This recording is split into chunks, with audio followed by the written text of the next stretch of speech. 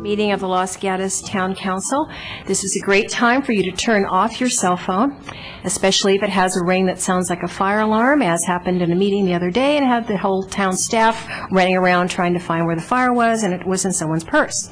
So please turn off your cell phones.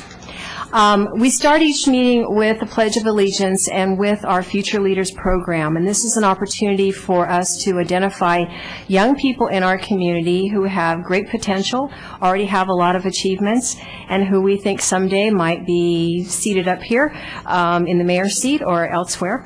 And tonight we have with us Margaret Greer, who is a fifth grader at Van Meter Elementary. And before I have her come up, I want to tell you a little bit about her. She is described as a role model to other students. She is academically an exceptional student who demonstrates outstanding character and compassion. This is from her teachers, not her parents and her grandparents.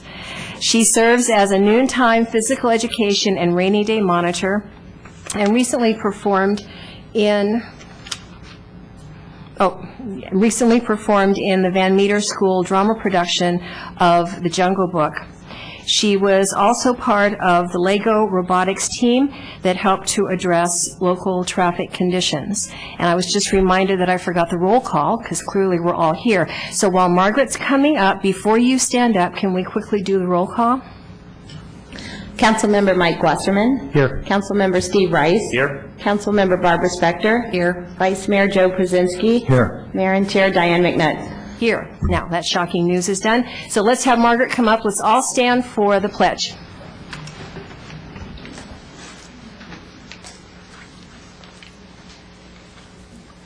I pledge allegiance to the flag of the United States of America and to the republic for which it stands, one nation, under God, indivisible, with liberty and justice for all. Applause, please.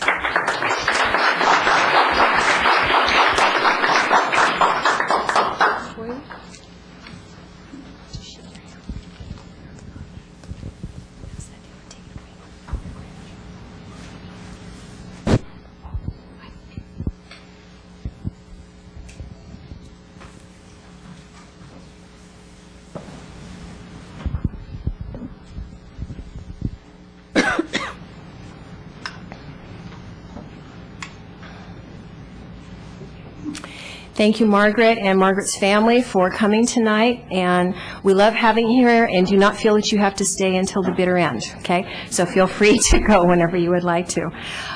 We do have a closed session report from the attorney. Yes, Councilman, this evening closed session on the items listed on the agenda, and there was no action taken. Thank you. Next on the agenda is council matters. Does council have anything to report? No? Then we move to manager matters. Mr. Larson. Mayor, members of the council, the first announcement is good news. Last week, 3 of your staff were invited down to Los Angeles or San Diego by the Sustainability Alliance of California at their expense to receive a reward on behalf of the town of Los Gatos. We announced this at a previous council meeting, but I wanted to present the award that Regina, Monica, and Casey accepted as the staff representatives. And the chart that was shared with all of the other attendees is behind Councilman Rice and Wasserman. And it highlights 3 efforts of the town: the recycling bins in the downtown area, the Los Gatos Growing Greener Together education campaign, and the new library, which will be at least LEED Silver, and we're bringing those plans and specs to you at your next meeting for your approval. So I just wanted to acknowledge your leadership in this recognition and to thank the staff that were involved. Second, on March 10th, we will be releasing the draft public document for the general plan update that you've directed staff to achieve over the next 6 months. That general plan update focuses on 4 areas: environment, recreation, seniors, and youth. And otherwise, the general plan is remaining largely unchanged with the focus in those 4 areas, but it's available for public review starting in a week. Last, we have received a number of communications since the last council meeting regarding proposed changes to the crosswalk on Los Gatos Boulevard at Kennedy and Carlton. I did want to inform the council that you may have members of the audience who wish to speak to that issue tonight. There are no plans to change that crosswalk till next August at the earliest. Changes to that crosswalk were directed as part of the adjacent Thrash House development when the Planning Commission asked staff to look at improvements to improve pedestrian safety at that intersection. The Police Department and Parks and Public Works went back, looked at some changes, including potentially moving the crosswalk to the north side of that intersection. Those have been allowed for in the development at the developer's expense, but staff will not be proceeding with those changes until we have further discussions with the impacted neighbors and schools. And in fact, for anybody who's here tonight to discuss that issue, I wanted to ask Todd Capurso to raise his hand.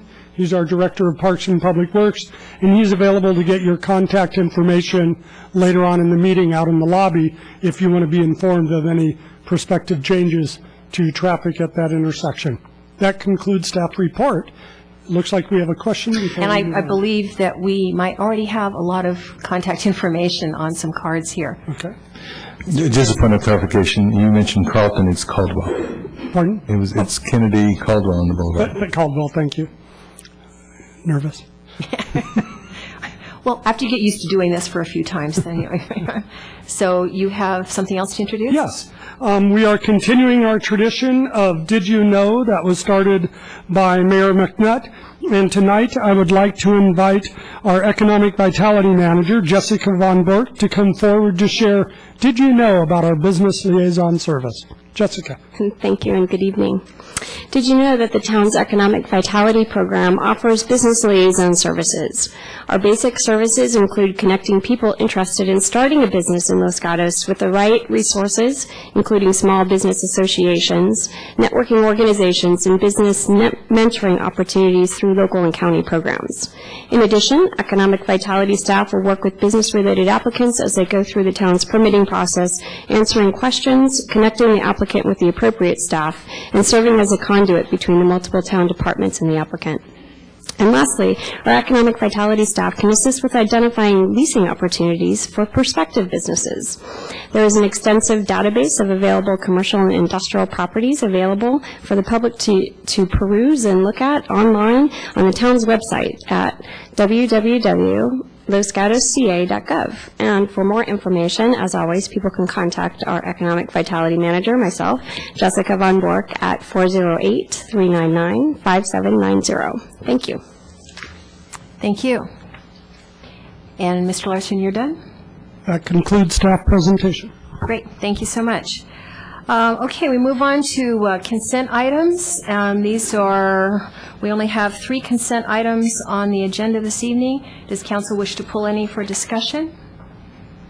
I have no cards pulled. Does anyone in the audience wish to push a consent item for discussion? Seeing none, I'll look for a motion. I'll move to approve consent items 1 through 3. Second. Any further discussion? All in favor say aye. Aye. Passes unanimously. And now we have verbal communication. So this is an opportunity for anyone in the audience to speak on an item not on tonight's agenda. As we've already gotten a preview, we do have several people who've indicated an interest in talking about the crosswalk on Los Gatos Boulevard at Kennedy. So you can certainly come forward and talk to us. You can have up to 3 minutes each. It's not an item on the agenda, therefore we cannot, as a council, discuss it tonight. And Mr. Larson has just commented on that there will be future community meetings regarding that item. But I'm going to go ahead and call your names, and you can come up and share with us what it is you have to say. So starting with Anthony Bomarito.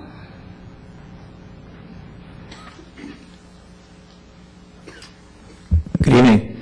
I live on Johnson Avenue, and my 2 boys walk to school via that intersection at Caldwell and Los Gatos Boulevard, and we accompany them often, and I see that there's a lot of traffic there.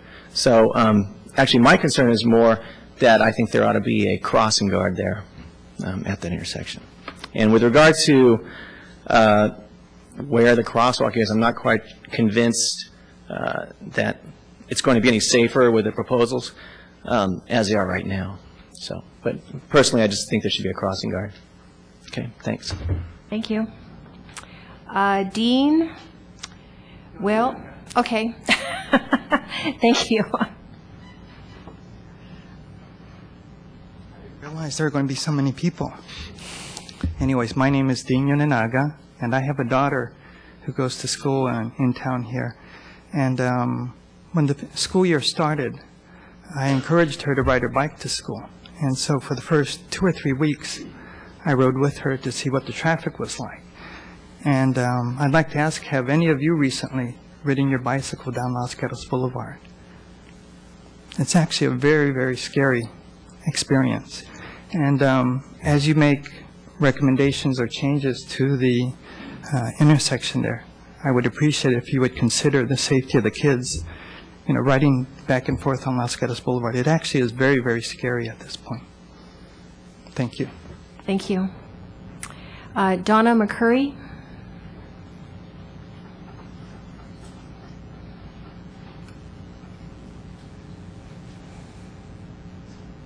Hi, Donna McCurry, and I live at 131 Vista Del Monte.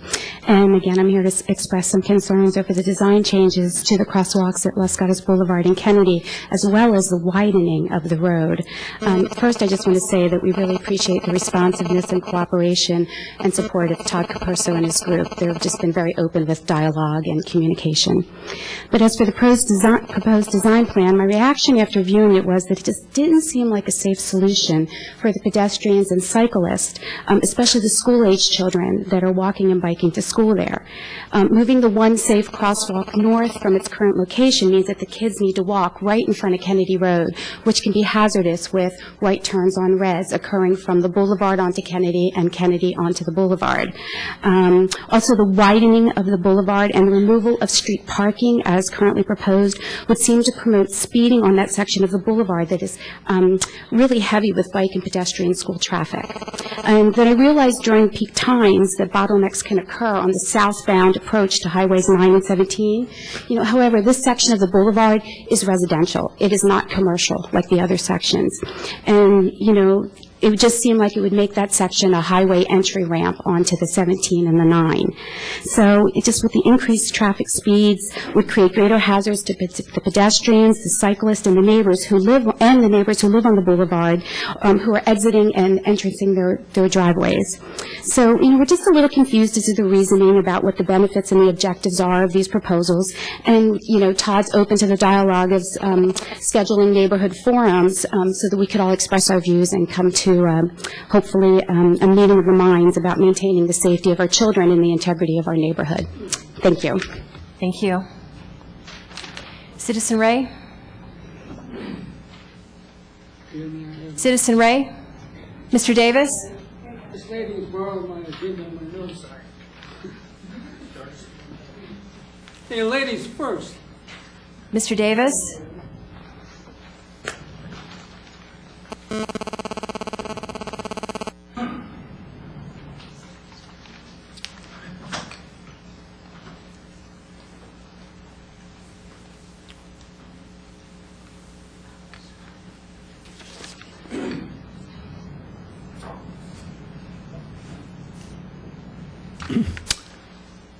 First comment to Mr. Todd Capurso, sitting right over there with his head down.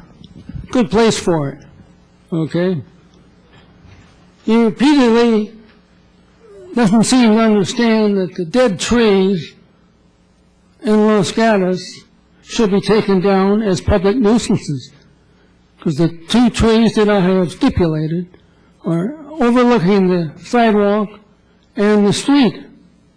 One is at Fisher School. We just had a little boy killed by a falling tree just a couple of weeks ago in San Jose. So come on, Capurso, get your act together, move. Number 2, very concerned about Mr. Brzezinski and Madam McCallum, her nickname. The fact that you're going to run for town council again this coming November, you for 4 times, you for 3 times. And I got to tell you, democracy dies behind closed doors.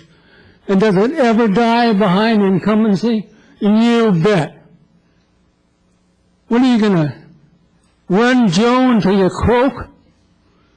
Get out of office and let somebody with some fresh eyes and fresh blood, like members of the Planning Commission, run. They all of them that I consider to be honest, see they're not going to run against you. Who can run against incumbents? Nobody in Los Gatos. And I also understand through the town buzz, you got a stew Joe picked out that votes and thinks exactly like you two do.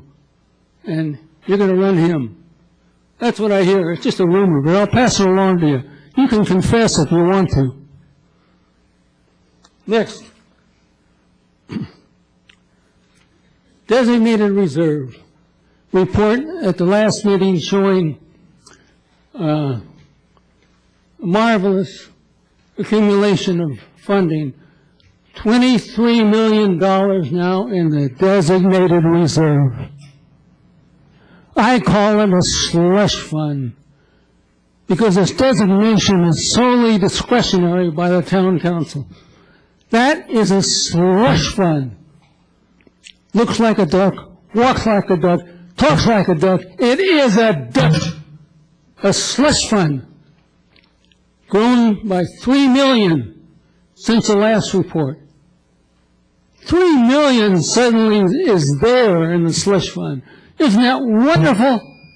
Shouldn't we feel good? Thank you, Mr. Davis. Your You time bet. is up. Thank you. Next is Elizabeth Greer.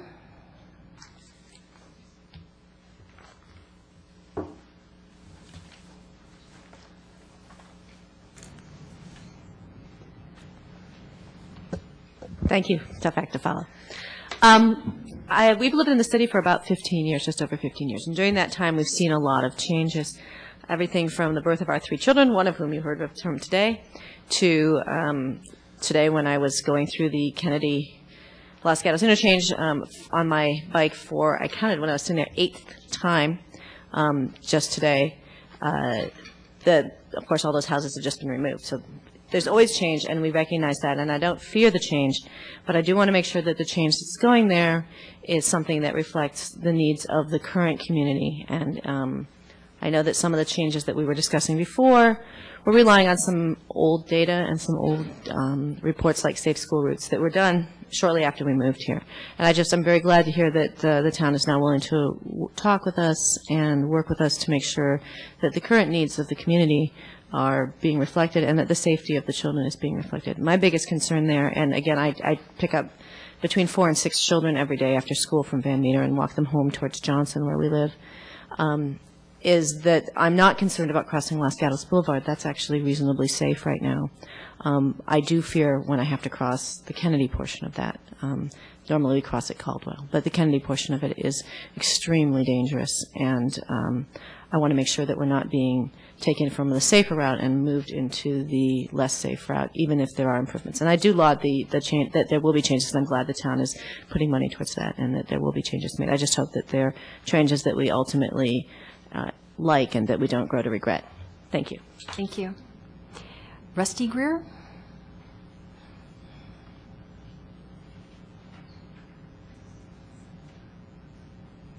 Hi, I'm again talking like on the same subject everybody else talked about. I'll repeat what some of my wife has said. You know, every day my children walk to and from school through that intersection. My daughter, as you may or may not remember, was here in November talking about walking safely to school with our first Lego League group, and that's kind of what got the ball rolling for me, is investigating some of that. Shortly after that, I was given a picture of the changes, or the preliminary design changes for the crosswalks at Caldwell and Los Gatos Boulevard and Kennedy, and I looked at him and I said, well, this is just going to kind of make things worse. And so I talked to Todd. We actually met out there at that corner at one point in time and talked about what we can do. And I repeatedly asked what can, how can we, before this becomes a final design, how can we, voice our concerns? And I voiced them to Todd, and then, I kind of hadn't paid attention to the subject, and 2 weeks ago I got an email that said this was just, okayed by the council. I hadn't been watching it really closely, but I tried to voice my concerns, and I've asked Todd multiple times how to do this. And what I would like to know, and hopefully today we'll get some of those concerns voiced, but what I would like to know is, what am I supposed to do to get this thing looked at and to get it, I would much rather done this before it was actually approved by you as opposed to after the fact, because I assume it's easier before the approval. I'd just like to know, what I need to do to make it as safe as possible for my kids to walk to school every day. Thank you. Thank you. Madam Mayor. Mr. Larson, could you run us through again what the process has been up until this point, what council has and has not approved, and what going forward? We have one more card, but I think it would be helpful just right now. Yes. Mayor, members of the council, and the public, it was probably 9 months ago or 12 months ago that the Planning Commission considered the Thrash House historic development. During that Planning Commission discussion, they asked Public Works and Police to come back with recommended pedestrian and traffic safety improvements for the corner of Kennedy and Los Gatos Boulevard. Staff made those recommendations to the Planning Commission. They were encompassed in the council's action roughly 9 months ago. Then 2 weeks ago was simply the tract map that came forward to council. That's the implementing action where basically the developer of the adjacent development is obligated to pay for the traffic improvements and pedestrian improvements that staff and the council ultimately decide need to go forward at that intersection. Today we confirmed with the developer that they're not planning to implement any of those improvements till August at the earliest, providing ample time for Todd and his staff, including the police department and our traffic engineer, to explain the proposed changes to the surrounding neighborhood and others, and why they thought this was best for both pedestrian and traffic safety, and to consider alternatives as requested by the community. And will it come to council? Will that specific item come to council? If it entails anything more than a minor modification to the Thrash House development and the tract map, that would require coming back to council. Okay. Council, did you have a question of Mr. Greer? Or should we just do the one more and do the final card? I think it's a comment to Mr. Greer, actually. Okay. Just for information, the council has not seen any of the supposed proposed improvements. So you may have seen more than we've seen. No, don't come forward. That's not how we do it. No. I would be very curious, because I would think that if there's something significant that the council will be made aware, certainly, before we go in any direction. And if you have information that can pass, then you would give it to the clerk. Okay, yeah. Okay, let's get the last card up here. This is a three-part. Monica, David, and Danny Lyle. You can have as many people as you want stand up, but you only get 3 minutes.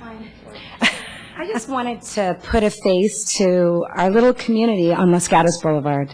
We are the families that live between Caldwell and Highway 9.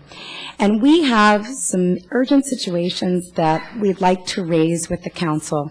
And they are part and parcel of what our neighbors have spoken about already, but they encompass some other things as well.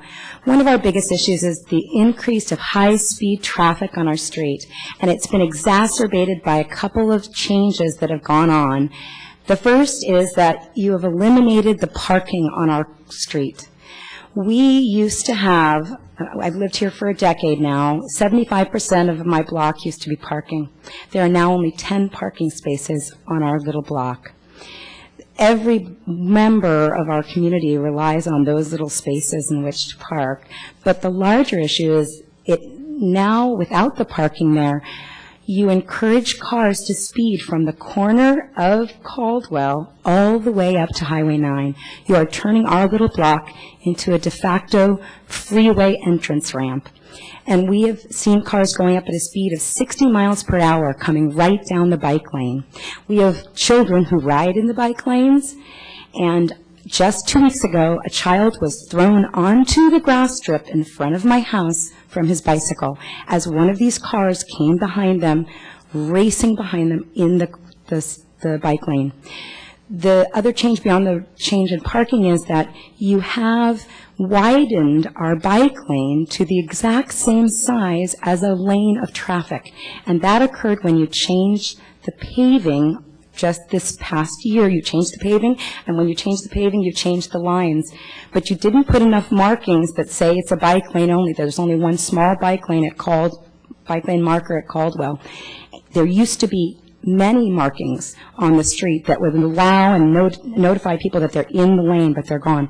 Can we show something real quickly? If it's 30 seconds or less. Thank you. It is. This is our boulevard, okay? These are cars coming right by my driveway, racing down what is supposed to be the bike lane. They don't have any concern at all for the fact that they are moving forward. Here is the place at which it widens out. This is a place where you're supposed to be waiting to see. When the line gets backed up, people will go all the way from the end of the street and then speed forward. I wanted to show you this. My little daughter, these little children are on that bike lane. We've asked for your assistance. We come here to ask for you assistance going further. I thank you for being open to discussion, but I have to say, I have tried to raise my hand multiple times, and I've had no response to just simply putting a marking that says bike lane only, no traffic in the bike lane. Thank you very much for your time, and I thank my neighbors for showing up. Thank you. Thank you.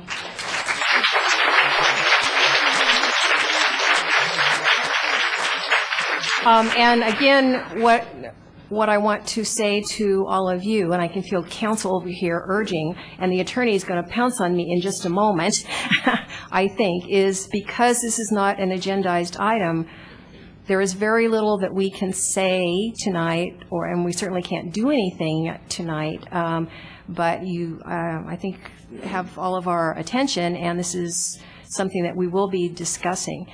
Mr. Attorney, they all want to say something. How much should they be allowed to say? Under the Brown Act, you can't take any action on that subject tonight, but what you can do is you can discuss whether it goes, council has to be sent to a committee, referred to staff, or brought back to council at a future agenda, and in what form. Okay, we'll start down here, and we'll start with Mrs. Spector. We're not going to discuss it, but I do have a question of staff. The major two articles that were raised were removing the parking and widening the bike lane without the bicycle demarcation. Does staff have any response to those two issues? Yes, when we did the slurry sealing of that street to improve it to a new finish, some of the lane markings were changed. Relabeling and remarking the bike lanes is a relatively simple task that staff can plan to do based on notice. I believe from the Greers, we've also already done some marking changes, or they're in process, to right turn lanes going from the boulevard northbound onto Kennedy eastbound, and from westbound Kennedy onto the boulevard northbound. And so marking changes like that, as we get them from impacted residents, we put into our work process and move forward. So that information Todd and his staff will review and respond appropriately. I did want to reiterate that the intersection changes were recommended by our traffic engineer and police department to improve the safety. We'll obviously discuss that with the neighborhood before proceeding. Oh, and the parking places, that I don't have additional information on. I do know in the proposed plans north of Kennedy that there was some potential elimination of parking places. I don't know the story south of Kennedy because I did not review that issue today. Other council comments? We'll just go down. Vice Mayor? Yes, I'm very concerned about this because I live there too. And I think we have to be cautious of the rule of unintended consequences, that what may look right to the traffic engineer may not be right in reality. And so I appreciate the response of the neighborhood coming out, and I assure you that we should all be involved in this dialogue before any changes take place. But for sure, the question of the bicycle lane and the intrusion by the individual drivers who aren't willing to stand in the queue until it's their turn. It probably needs to be addressed immediately by our police department for purposes of safety. Oh, Mr. Wasserman. Thank you. I want to echo what Mr. Brzezinski said. What's so nice about this town is that you have a concern, you bring it forth to your government, you've got your staff members here, they've heard what you said, they'll make the changes as appropriate, they know who to speak with. I did want to ask, through the mayor, how many people in this room have given the town your email address and joined our listserv, What's New? Okay, there's about 10 people here. There's maybe 10, 15%. I would encourage everyone here, if you want to hear what's going on in Los Gatos, whether or not you live in a 500-foot radius of a current project, or you live over here and you walk over here and this is being modified in some way, whatever, at the bottom of each of these cards, it says, give us your email address, and we send out a blast once or twice a month. It tells you what's coming up on the town council agenda. There's no advertising. You don't respond back to it. It's none of that. We just put it there. It's called What's New. If you want to click on it, you can see what's coming and being discussed in a public forum. So any and every one of you can participate on anything. You can be notified about anything, whether or not you live next to it or not. But I encourage you, and especially all those here tonight that take such an interest in your community, I encourage you to do this and be more involved and aware of what's going on in Los Gatos. That's why we set this up. Just a thought. Thank you. So time frame for when we're likely to have an outreach or community meeting?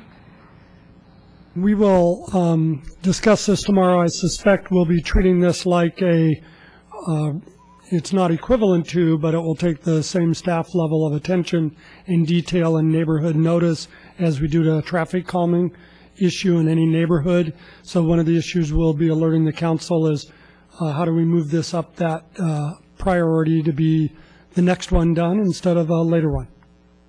Fine, and council, as the manager and I talk about it tomorrow, we may want to do a subcommittee on this, so I'll get back to you on that if that's okay. I think that would be a good idea. I have no other cards for verbal communication. Is there anyone else who wants to speak under verbal communication? If not, we'll close that part of the agenda and move on to public hearings. And you're, of course, welcome to stay. And if you're going to leave, I'll give you a minute to leave. Thank you.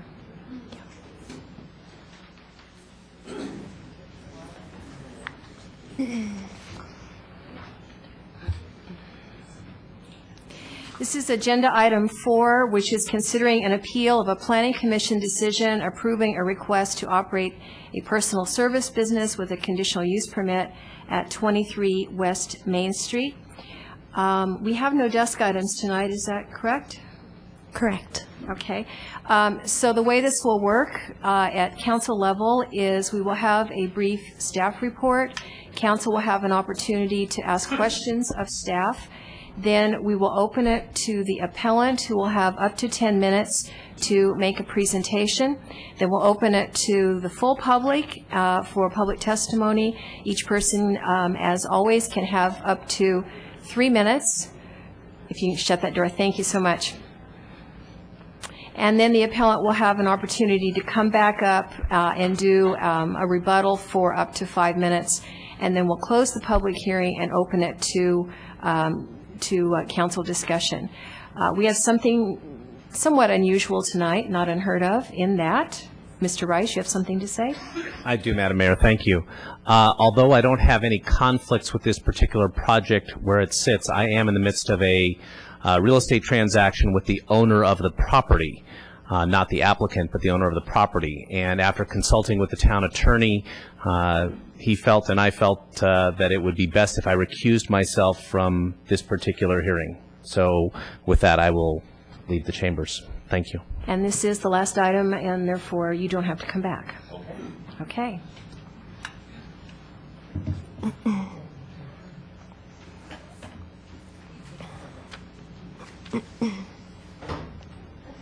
Okay, so we will begin with a staff report, and I don't know if Mr. Larson is going to make an introductory comment, but otherwise it's Marnie Mosley. Mayor, members of the council, we have Associate Planner Marnie Mosley will be making the staff presentation, and Wendy Rooney, the Director of Community Development, is with us tonight as well for this item. Good evening, Mayor, council members.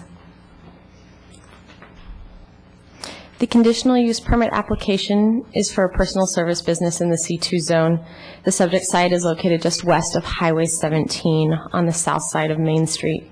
The applicant is requesting a 12-station, 1,250 square foot full-service salon, which would include hair, nails, and skincare services, as well as some retail products being available. Before continuing with additional information for this specific application, staff felt that it would be appropriate to provide the council and the public with a little bit of background information on the personal service use requirements, process, and limitations within the town. Personal service uses are permitted by right in basically all commercial zoning designations within the town of Los Gatos. This includes CH, which is restricted highway commercial. The majority of these properties are located along Los Gatos Boulevard. They are also, personal service businesses are also permitted in the C1 zone by right, and these are, for the majority, smaller commercial strip mall type commercial properties. And those are located throughout town, outside of the downtown core. And then also they are permitted by right in the LM zone, which is predominantly for more industrial uses such as auto repair and contractor services, but also permits retail and personal service uses by right. Within the C2 zone, which is also referred to as the downtown, new personal service uses are permitted by conditional use permit. There are several exceptions to this requirement, though. The town code requires a conditional use permit when the space fronts on a street, alleyway, or public parking lot, which assumes that if the space does not front on one of these, a CUP is not required. And a personal service use would be permitted by right. Also, the town code includes a very clear description of certain outlying areas within the C2 zone that are not considered prime retail locations, and they would permit the personal service use by right as well. The last exception is that any space that is not on the ground floor is exempt from a CUP requirement.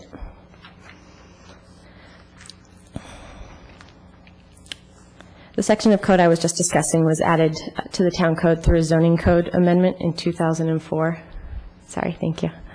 The town instituted a temporary moratorium on personal service uses in 2003 while staff reviewed the concern of an overconcentration of personal service uses in the downtown. Once the code amendment was in place, the moratorium was lifted. When the town code was amended, the existing personal service businesses were allowed to remain. We consider them legal non-conforming uses while they operate without a CUP or a conditional use permit, as we call it. They are permitted to continue to operate, change owners, names, and even uses within the broad definition of a personal service business as defined in the town code. Once the non-conforming use ceases for more than 180 days, whether it be a conforming retail use that occupies the space or that the space remains vacant for that time period, the legal non-conforming use would expire. This is different from a use permitted by a conditional use permit, which would expire after 1 year.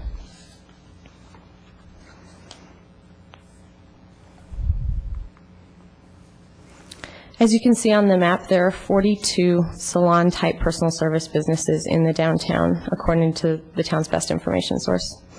The vast majority of those existed prior to the 2004 code amendment, and the strongest concentration are at the northern end of Santa Cruz Avenue near Highway 9 and along Village Lane.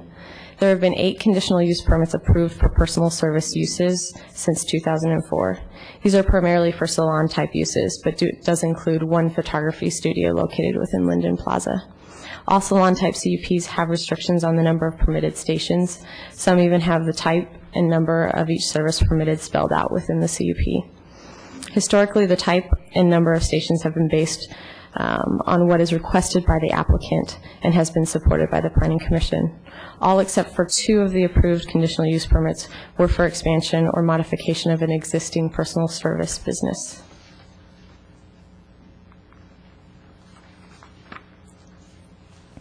The Planning Commission reviewed the conditional use permit application on January 27, 2010. They approved the application as proposed, with the exception of the requested number of stations. The Planning Commission reduced the permitted number of stations from 12 to 7. The Planning Commission's concerns were in regards to the impact on parking with an increase in the number of stations and the impacts on the downtown associated with a hair salon versus a nail salon.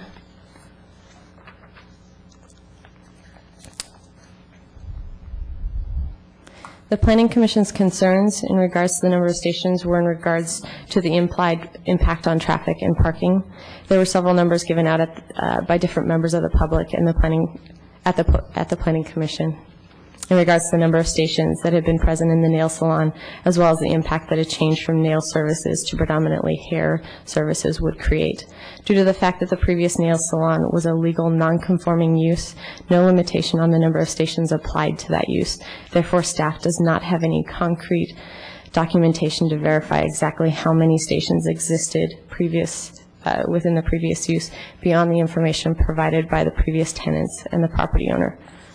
Neither the town code nor the standard measures provided by the Institute of Traffic Engineers have a measurement for personal service use based on the number of stations. All impacts and requirements are based on gross square feet.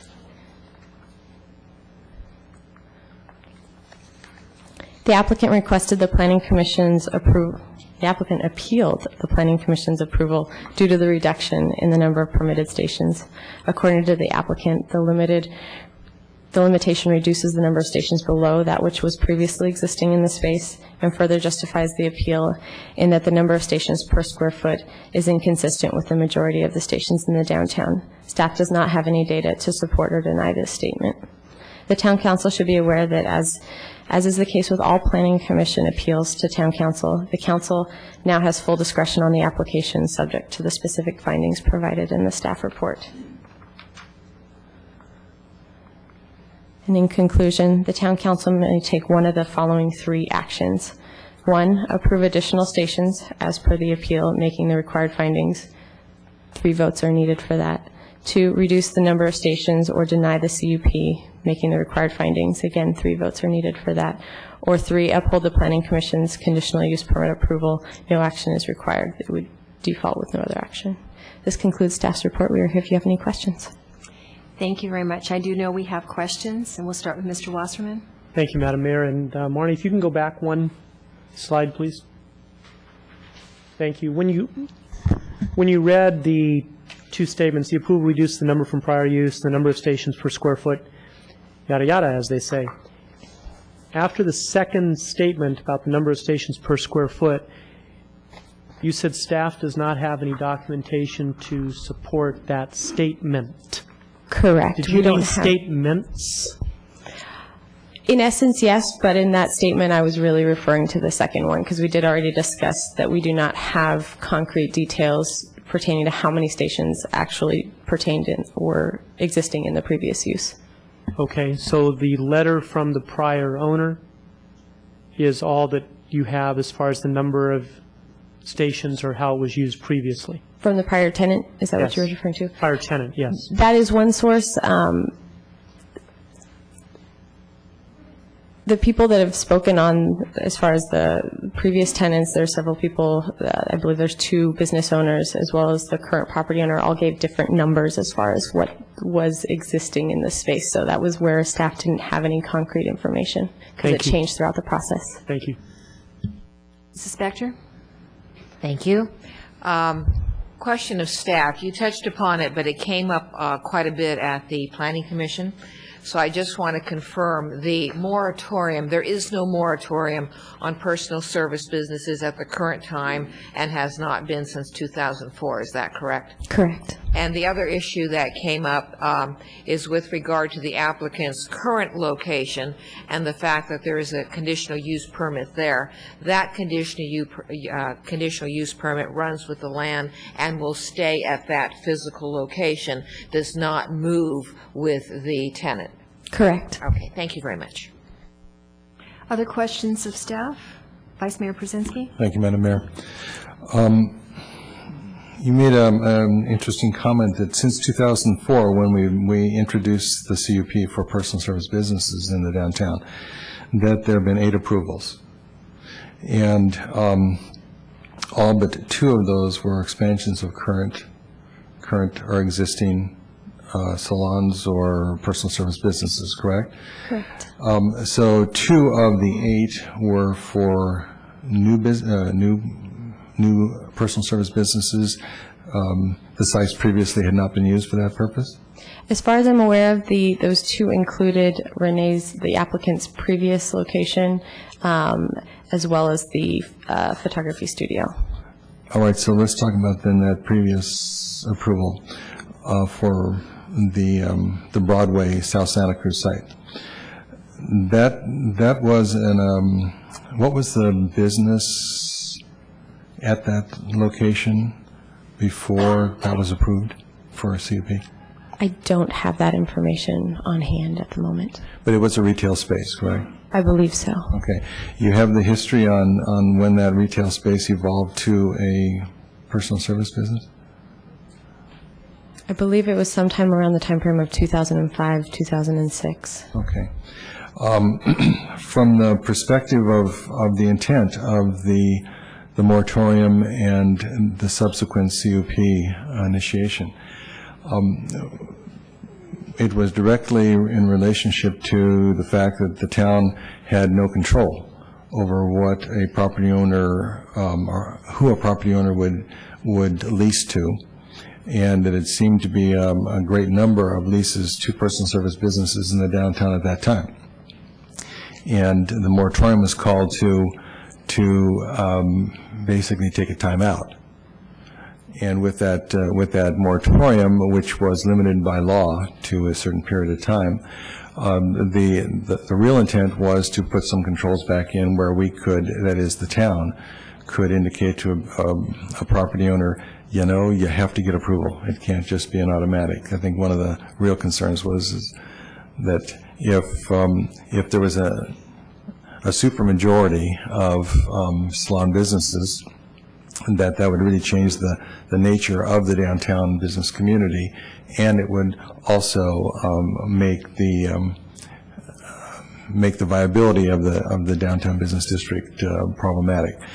Now, from that time, then, am I to assume that the 8 approvals since within what was the count on those on the numbers on the map? 49 or 42? 42 that I counted. All right. So, in effect, we've actually only added 2 since that time?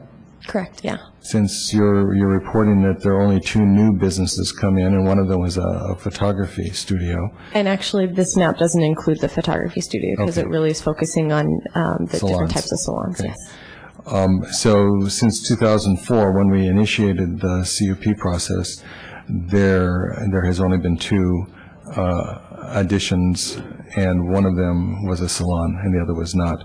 And the others were expansions of currently existing. Okay, thank you.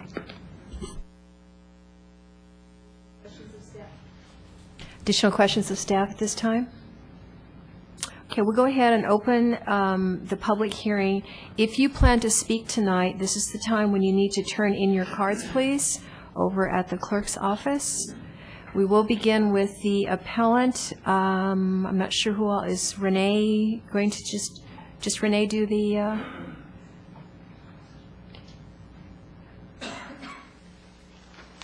Hi, Wait, I'm Renee. oh, okay. I just got confused there with, never mind. Are you going to do the whole 10 minutes yourself? I think Dave is going to close up. Okay, that's what I was looking for. So he should come forward. So if you're splitting your time, then you want to keep an eye on the clock. Okay. Okay, so up to 10 minutes, and start by introducing yourself, please. My name is Renee Chadsey. I live at 2164 Las Gatas Almaden Road, San Jose. Proud to say I'm born and raised here in Las Gatas. I've been doing hair in Las Gatas for 19 years, and I've owned and operated for 16 years. I am a former tenant of Dave Flick. So that is why I'm very excited by the prospect of moving back up to Main Street, where I understand a personal service moved out and I could possibly move in. My lease expires June 1st where I am right now, so this seemed to be the perfect solution to my long-term business plan. I appreciate the Planning Commission's decision to allow a personal service use at this location, at the new location. However, my appeal is only about the condition that restricts the number of stations. I understand the council has complete latitude to uphold and reverse or modify the Planning Commission's decision or conditions placed on the use permit. From a business perspective, at a bare minimum, I need 10 stations to be a viable business at this point in time, meaning a minimum of at least 8 hair stations, 1 facial room, I think that would be considered a station, and 1 manicure pedicure station, which would be considered a station. I asked for 12 because I needed to build in growth in anticipation of escalating expenses down the road. I'm asking for 12 stations, and a little confusion on the square footage, and I'm sure Dave can maybe clear that up for me. I was going about the 1,400 square feet, which would average 115 square feet per station. But I'm something about the 1,250 square feet, so therefore it would be 100 square feet per station. It'd be a very spacious in relationship to most salons, how their stations are set up. Other salons are not currently required, some other salons are not currently required to have conditional use permits, have no restrictions to the number of stations they have. The condition on this location is so restrictive that no salon nor I would be able to survive. Other salons have as many, if not more, stations per square foot than I am requesting. That's it. Did you have any questions? Well, you want to, Mr. Flick needs to come forward and, okay. Part 2. I'm planning Okay. on closing after the public testimony for her. Oh, you don't want to do any part of the beginning? Okay. Sorry. That's okay. I misunderstood. Okay, so you're done with your part? Yeah. Okay, let's see if we have any questions from council. Okay. Mrs. Spector. Thank you, Mayor. I met with the applicant yesterday, and one of the things we discussed, and I want to discuss here this evening, is this concept of stations. I was telling her that when I go to a hair salon, there is a big chair, and there's a mirror, and there's a place to put your brushes and stuff. That is a station in my mind. But sometimes if you go get a pedicure, you sit on a couch and somebody brings up some water. So what a station is, and I know the Planning Commission approved 7 stations. So what I asked Renee, and I would like to ask her here this evening, is when you said you wanted 10 stations, and you said that you wanted the latitude for 12, but when you said you wanted 8 stations, 10, can you tell us please what those stations are? So it would be a minimum of 8 hair stations where you would be having hair services, 1 facial room where you'd be getting skincare, waxing, and the other station would be a manicure pedicure station. So 1 manicurist would be doing both. So that's what I kind of am wondering if you guys are personal services. So would that would be considered a station, correct? And that's why I wanted. So Right. those are the 10 services. Right. And another thing that came up at the Planning Commission was this concept that when one has a facial or a manicure or pedicure, it can only be 1 at a time. Whereas when one has your hair cut or dyed or whatever it is, a stylist can have more than 1 client at one time. What's your input on that? It depends on how busy the stylist is. You know, some stylists are still building their clienteles. I will admit I will take 1 to 2 people at a time, where a lot of stylists in town do, because that's how we book our books. But, you know, like a manicurist, my manicurist would only take 1 person at a time, and then she'd have to take them to their foot spa and do a pedicure. I wouldn't really want more than that. Does that answer? And an esthetician obviously would only be able to take 1 person at a time, because that's kind of private. So that would be your facial, your manicure, your pedicure. They're pretty linear. Yes. But the hair salon might, if they have a good clientele, they might be doing more than 1. Thank you very much, Renee. Mm-hmm. Mr. Wasserman. Thank you, Madam Mayor. I'll disclose I've discussed this with Ms. Chadsey as well.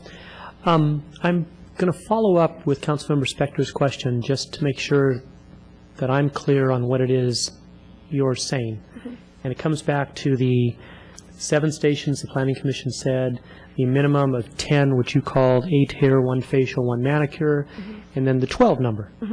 So you're here before us tonight looking for 12, of which 2 of the 12 is a facial and manicure? Or are you here before us tonight looking for 8 stations plus the facial and manicure? In order to survive, I would need a minimum of 10, which would be 8 stations, a facial room, and a manicurist, Okay. manicure pedicure person. So ideally, you're looking for 12, which is 10 plus 2, Right. just so we're talking apples to apples. Do you want me to explain that? No, I'm okay with that. Okay. It's- A station is a place where a customer can be attended to for one need or another. Yeah. Okay, thank you. And let me just interject a question to staff on this. What we just heard was one business owner's description of how she would run her salon. The CUP, however, is not her businesses, it's the property, it runs with the land. So if this were approved, a subsequent owner coming in could rearrange those numbers in any way, as long as it didn't exceed 7, 8, 10, 12, whatever number is decided upon, if it is. Is that correct? Correct. The current conditions included, which the council is free to modify, just specifies the maximum number of stations. As I shared earlier, it has been spelled out how many estheticians, how many hairstylists can be included in that, if that is the direction that is appropriate by council. I'm sorry, you said it has? It has been done before. It's not recommended, and it has not been recommended by staff in this instance, but it can be done. If I can clarify, there have, as Ms. Mosley mentioned, in prior cases, the applicant has come in and said as part of their application they wanted X number of hair stations, Y number of nail stations, Q number of other stations, and that ended up being memorialized in the conditional use permit adopted by the council, or the planning commission in that case. In the application that came forward here, it was for a fixed number of stations without that subdelineation. The council could add that if they so chose, based on their action letter. And as I was mentioning, I will disclose that I also had a conversation with Ms. Chasney today, but I believe this is the first time that council has had a personal service business reach council level since we had the moratorium and the changeover in 2003, 2004. I'm feeling antsiness over here. Did you have something Sure. that you wanted to say? That's what I thought. Vice Mayor Brzezinski? The psychic mayor. Energy Center. I will also disclose that Ms. Chesney and myself had a conversation today. The issue of the numbers of stations was obviously part of the discussion with the Planning Commission. There was questions about the number of stations in Ms. Chesney's current site on Broadway and South Santa Cruz, numbering 4. The previous tenants' a number of stations prior to being moved from that site, and then some discussion that arrived at 7.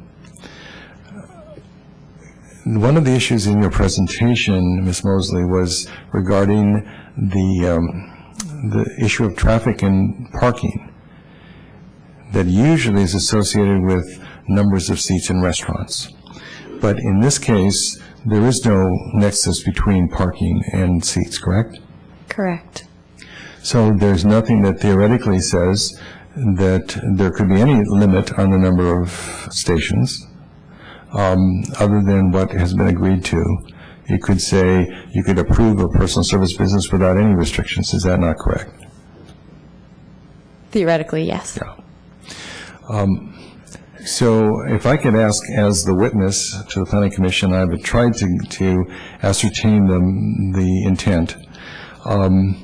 Could you refresh me on what was the rationale for, specifically, they came to 7. There was a 9 that was mentioned at a certain point in the motion. The request was for 12. What was the rationale presented, if you could interpret that for me? I think the Planning Commission believed they were approving what was the number that was previously existing in the nail salon. Okay, so it was an attempt to link what was there before. Correct. Now, we lost that CUP because of the length of the time of the remodel. Lost the non-conforming use. Right. Correct. So this was in effect brand new for the Planning Commission. There were no real previous issues that they had to address. It was to determine whether or not this particular site was appropriate for a salon or a personal service business. That was really the direction that they had. If I could ask the attorney to comment, is there any relevance whatsoever that the previous business that was in that site on that particular site, is there any relevance to the decision or the significance of the number of stations that are being proposed? It doesn't have any legal relevance. It may have some persuasive relevance as you determine. And probably just to amplify something Ms. Mosley said, because I was at the Planning Commission too, is the decision ended up being a cross between, I think, the 7 that were there and somewhat of a consensus decision, with the commission feeling they didn't really know what to base their discretion on. So it was a little bit of a consensus too. But to answer your question, it has no legal relevance. Thank you. I appreciate that. And it sounds to me, therefore, and that was the nature of the discussion, that the recommendation to us from the Planning Commission for 7 lacks at this point, at least from my perspective, lacks much substance for us to evaluate how significant it was. A consensus move over a period of discussion without evident legal base or ascertaining the specific demands of our language of CUP, that really basically leaves us much more flexibility at this point. Do we have any other questions for this poor woman, or can we let her sit down? You may sit down. Okay, so again, if you want to speak tonight, please bring your card up. I will start calling your cards. You have up to 3 minutes. There are no particular orders, just how they've arrived to me. And the first one is Valerie Spino.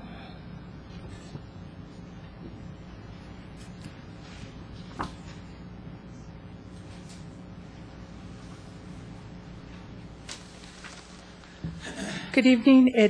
My name's Valerie Spino, and I'm at 140, do I say that here? At 140 West Main Street. I am here because I feel at the last planning commission meeting where you reviewed and approved the conditional use permit for Renee Chadzi and the Formula Salon, I feel that you demonstrated an unfair bias which was based on erroneous information. I would like to correct several of these points with the hope that you will come to more informed decision on this issue. My first point is the blueprints that Mr. Flick presented for the building was the newly renovated building, and that's different than the salon that I had existed, which at the Mr. Flick, the applicant presented as 1,400 square feet. Los Gatos Nail Works was 880 square feet. The other additional square feet he is getting is from a whole different business license, a whole different everything altogether. The application states that there was 12 stations. Again, you've covered this already. We did not have 12 stations. We had 6 stations. We had 7 stations in the salon. And the application states that there is plenty of parking credits, which in fact, the building itself has 9 parking credits. And with the 7 stations that were approved so far, they are at, if not exceeding, the parking credits ordinance at this point. I say that because you have the 7 operators plus the receptionist and the assistants coming in. At the 7 stations, we are looking at approximately 28 to 30 cars per operational hour. And the cars where they will be parking is in the parking lot mostly behind the building, which the whole parking lot itself has 40 parking places. And if you bring in the 30 cars, additional cars per business, that will be filling a lot of other places. For one business per operational hour, 30 cars is a lot. And eliminating a lot from the other, which would be putting other people into like Old Town or, the parking's limited, we know that. Los Gatos existed prior to the CUP, and I would like you to enforce the rules that have been made in the town of Los Gatos about the, I was thinking it was 180 days, but if it's illegal non-conforming, that's 365 days. We are now at 460 days, which I would like to point out that the laws were created to be enforced by the town. There's another question. I am not... Sorry, your time is up, but let's see if we have any questions for you. And the 460 days, is that how many days that you've been off property? Yeah. Okay. Yes. Sorry. Okay. Let me see. Did council, any other questions? Mrs. Spector? A question for staff, if I might, related to what she said. There's an issue about whether, I'm looking at the findings in your attachment 2, and it starts out, it says that there is no expansion in the introductory paragraph, and it's not clear to me from what she says and what I've read in staff report whether or not there is or is not an expansion of the property or project, however this is defined. The findings spelled out, I believe that you're talking about is for the CEQA exemption, and that relates to additional square footage that the building itself would encompass. So there's no expansion of the building. So you're saying that there's no expansion of the building? Of the building footprint. And that's what, okay, and that's accurate? Correct. All right, okay, thank you. Any other questions for Ms. Spino? Vice Mayor. Ms. Spino, when you say 460 days off property, there was a period of time before when you were excluded from the property and moved across the street to the Opera House, correct? Correct. And at that particular point in time, you assumed that the day count for fulfilling our CUP requirements began then. If I could ask the staff, is that indeed relevant to this, that when the tenant vacated the property, that was then beginning the count? Correct. That would be the beginning of the cease of the use. Thank you. That's all? Thank you. Terry Hope is next. Good evening. My name's Terry Hope, and my address is 212 Bella Vista, Los Gatos. And most of you know that I am the mother of the applicant, Renee Chadsey. But equally importantly, I'm here tonight because I'm a business owner in very close proximity to the property. I've owned and operated my business on Main Street for going on 28 years, so I have a lot of perspective in this case. The location in question has been a personal service business for 23 years, and we coexisted very well all of these years. I'm proud to have been part of the growth and the development of this very special segment of downtown. The evolution of West Main Street has been slow and steady over the years and now boasts several cafes, bakeries, 2 wine bars, a restaurant, a carpet store, a shoe store, a toy store, an eyeglass shop, a yoga center, a dry cleaner, and several residential properties, offices, several personal service businesses, and numerous retail clothing shops. We have grown together and coexist in a symbiotic relationship, sharing enviable ambiance and great foot traffic. We have all benefited from the synergy that has been created by this wonderful mix.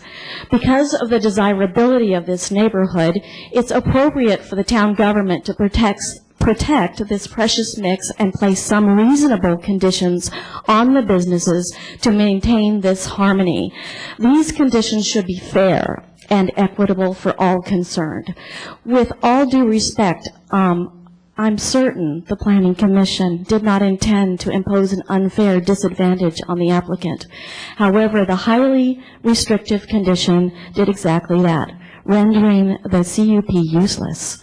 The former tenant and some similar businesses in the area have less or no conditions on their hours, number of stations, or the number of sub-lease renters they may have.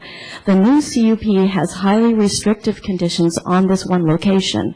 Surely there must be a fair middle ground. In the future, perhaps a survey of salons in the vicinity quantifying the average number of stations they accommodate per square foot would be helpful in establishing a par number to formulate a fair and equitable standard for future reference. Hopefully tonight you can find a solution that will allow Renee to move forward with her business plan and for her landlord, Dave Flick, to continue with his great works in the town of Los Gatos. Thank you. Thank you. Hold just a moment. Let's see if there's a question. But there is not. Thank you. Thank you. Richard Vennerbeck.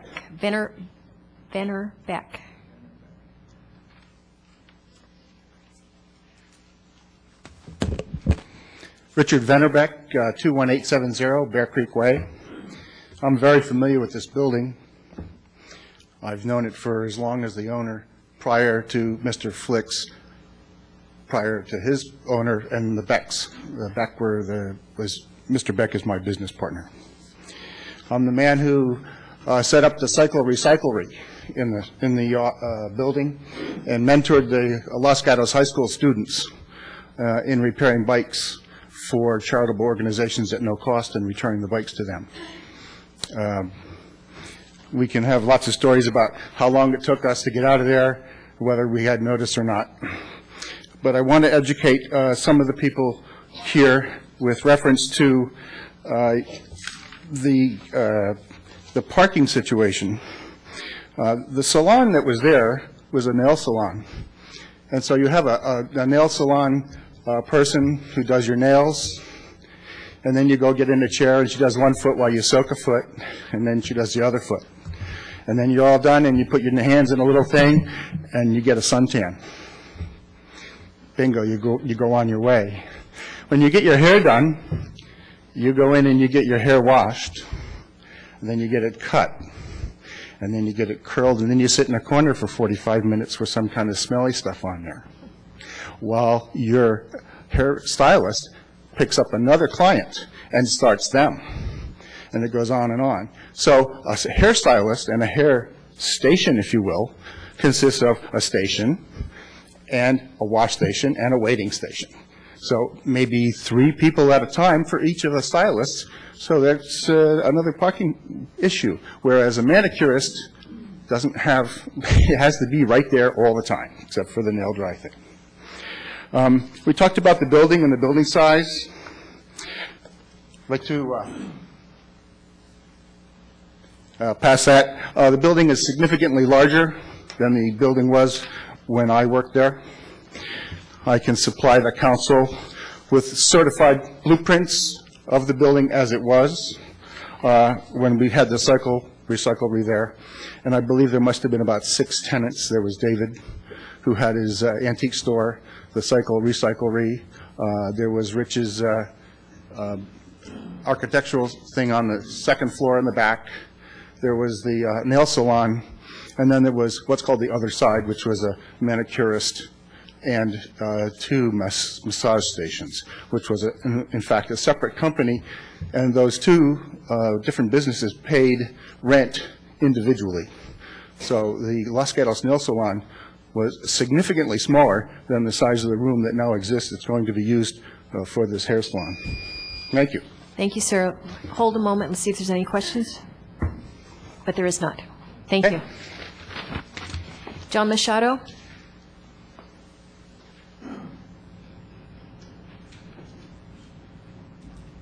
Good evening. John Machado, Matilaha Drive, Los Gatos, California. In July of 2008, I had the subject property under contract to purchase the building. At that time, I walked through the building with the owner's real estate agent, Mr. Boitano. There were 3 tenants in the building at that time: the nail salon, an architect on an upper level, and the cycle shop. When I walked through the nail salon at that time, there were 10 stations, along with 2 stations in the rear for other facial or body treatments. I ended up not purchasing the property. I assigned the contract to Mr. Flick, who did a wonderful job, in my opinion, of rehabbing that property and bringing it back to the luster that Los Gatos deserves. I have been a longtime resident of Los Gatos. I was involved in many commercial transactions during the 88 and 89 earthquake. At that time, many people were displaced, and some buildings took longer than 6 months or 9 months or a year to be rehabilitated. I don't feel it's proper to invoke the existing conditional use permit or noncompliance because the building was restored.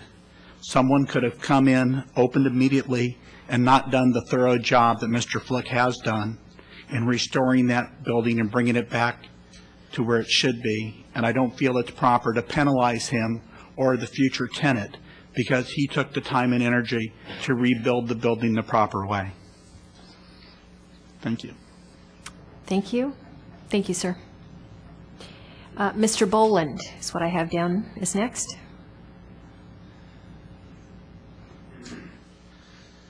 My name is Ed Boland. I'm the owner of Ridgeline Concrete, and I live at 221 Alexander Avenue in Los Gatos. I was brought in this when Mr. Machado had the property under contract to help Mr. Flick give a feasibility study. At that time, I have to concur with the seating and format of the nail salon. I'm not here for that so much as for, I would urge the council to be very careful on taking a landmark building like this that has been restored in great expense and pain by the Flick family to taking away an existing use permit. You cannot do this type of restoration in 6 months a year. San Jose Water, it took them 8 months to get their infrastructure in.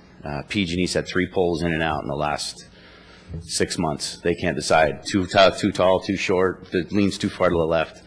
It's an extensive project. The floor of the building was cut away from the building, cut in half, dropped 2 separate levels for handicap access. I feel it's detrimental to future projects if you lose the use permit for the building, whether it's a hair salon or restaurant.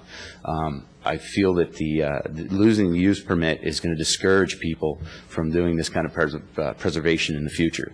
And this is a landmark building that should be held as an example for future buildings that are in town. That's all I have to say. Thank you. No questions. Thank you. Jackie Castro.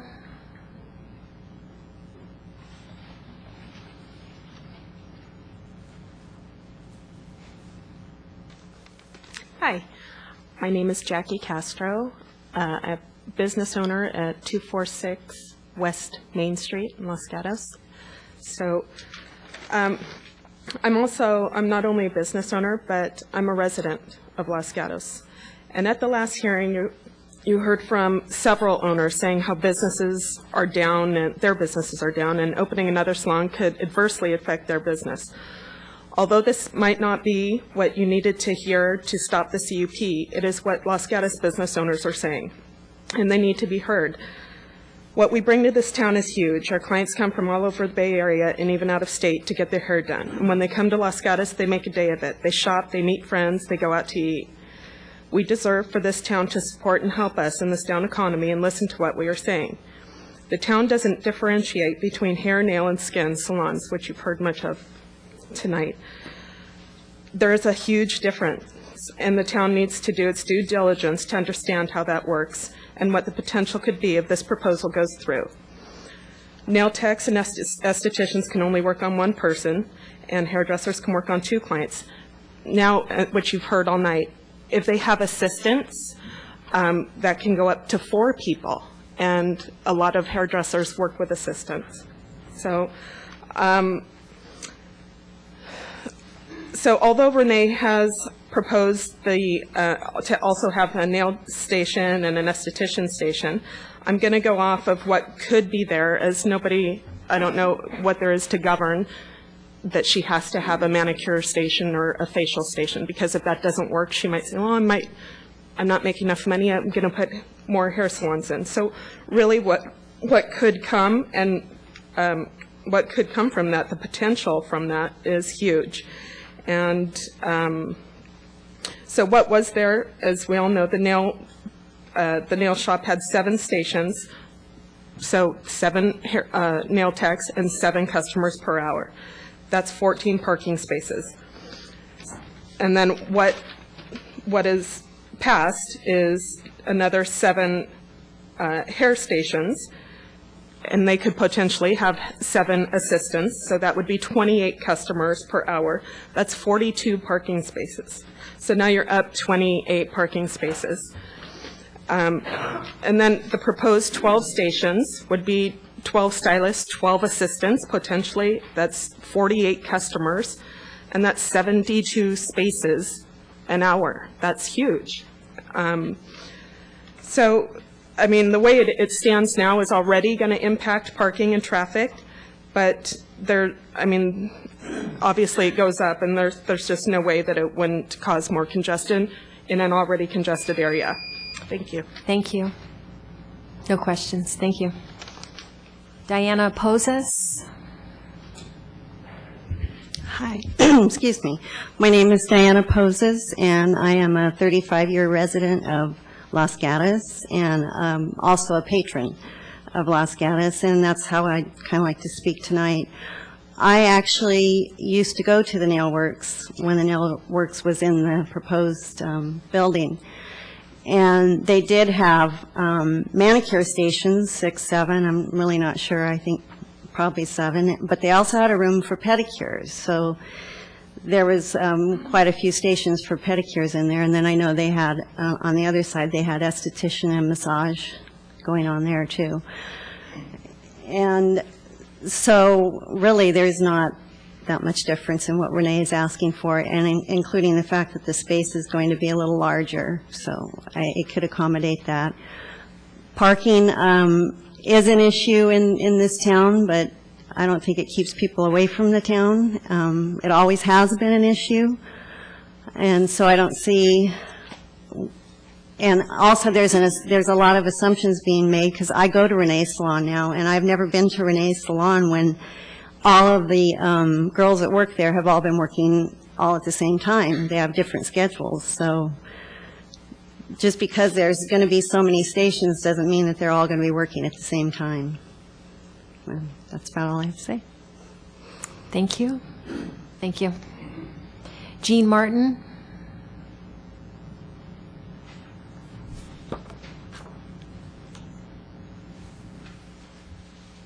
Good evening. I'm Judy Martin. I've also been a resident of Los Gatos since 1972.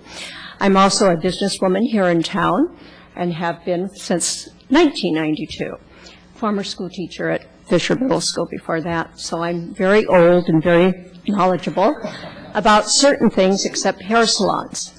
However, I do look and have listened to everything that has been presented, and my only point that I wanted to make different, or perhaps hasn't been considered, is how can anybody afford the rent on a building of this size, this magnitude, such a jewel that we now have, with just 7 stations? Thank you. Karen Denholm.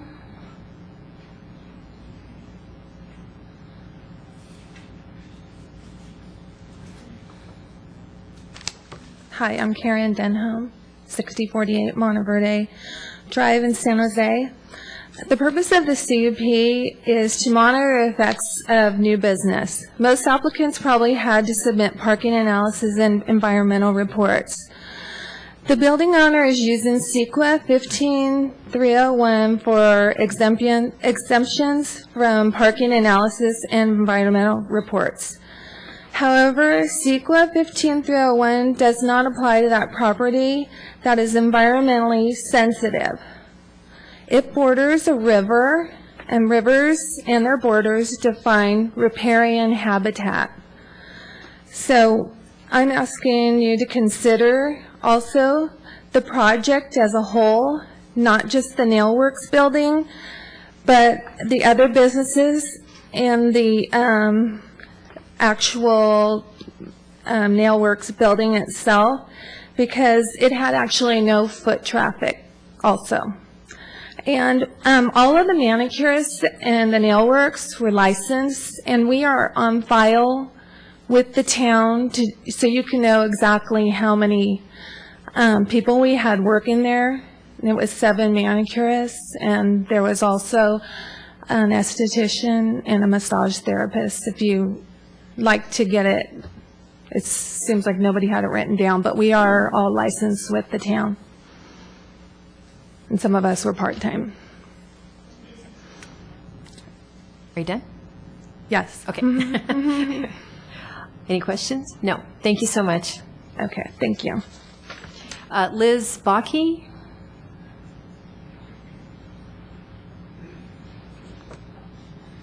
Hi, my name is Liz Bakke. I've supported Renee for 16 years. I also grew up in Los Gatos, born and raised. I have moved out and do live in Los Altos. But I've worked with Renee just when she was with Tangles and know that she has 300 existing clients. So she's not going to be taking business away from any of the other hair salons. She's very, very existed with her clientele already, and they're very loyal to her. I myself refer people to her all over the peninsula, and they come to Renee and they do not leave her. I thought that earlier they said that parking doesn't apply to salons with restrictions, so I just kind of wanted to put that out there as well. The only reason why I come back to Los Gatos the majority of the time, because I do have small children and work full-time, is because of Renee. And whenever I come back, I go shopping, I have dinner like I did tonight, going to Willow Street, and I come for 3-4 hours to spend the afternoon here in Los Gatos. And so do a number, I mean, I could probably go on to about 30 or 40 of us that do the same thing, that don't have the luxury of living in Los Gatos any longer.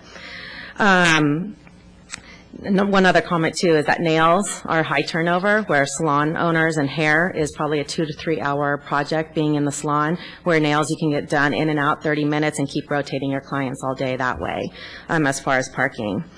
And myself, just with the nail works, I had been there many times, coming off the trail, wanting to get my nails done, I'd walk right into nail works. So I have done that many times as just foot traffic coming off the trail. So I support Renee, and I just hope that you are able to give her this, because she, you know, salon owner, as Jeannie had said, is going to be able to afford the rent in that location. And I want to come back to Los Gatos. Thank you. Oh. Only in Los Gatos do we come off the trail and get our nails done. Jamie Garland?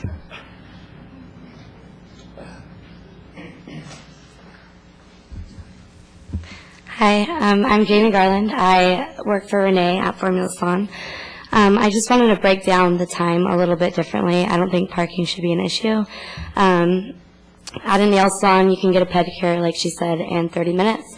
Also, you can get a manicure in 30 minutes. The fastest girls that Renee books on the half an hour. So, for example, you can have a client at 10 o'clock, you can have a client at 10:30, but what most people don't realize is there's also finish time. So, in 2 hours, you can get 2 clients done. In 2 hours at a nail salon, you can get 4 clients done.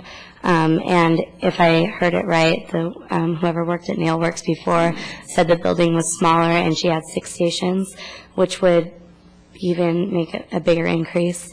And I just want to make that for the parking situation. Also, most of the girls that work with us at Formula Salon are trying to build. I'm 20 years old and I'm supporting myself, and it's just hard for me. If I think I'm always going to only be able to work part-time, there's not enough stations for us to keep building.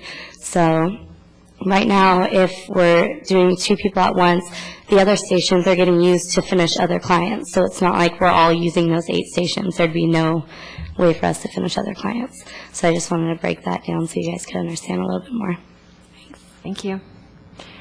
Cara Rigo?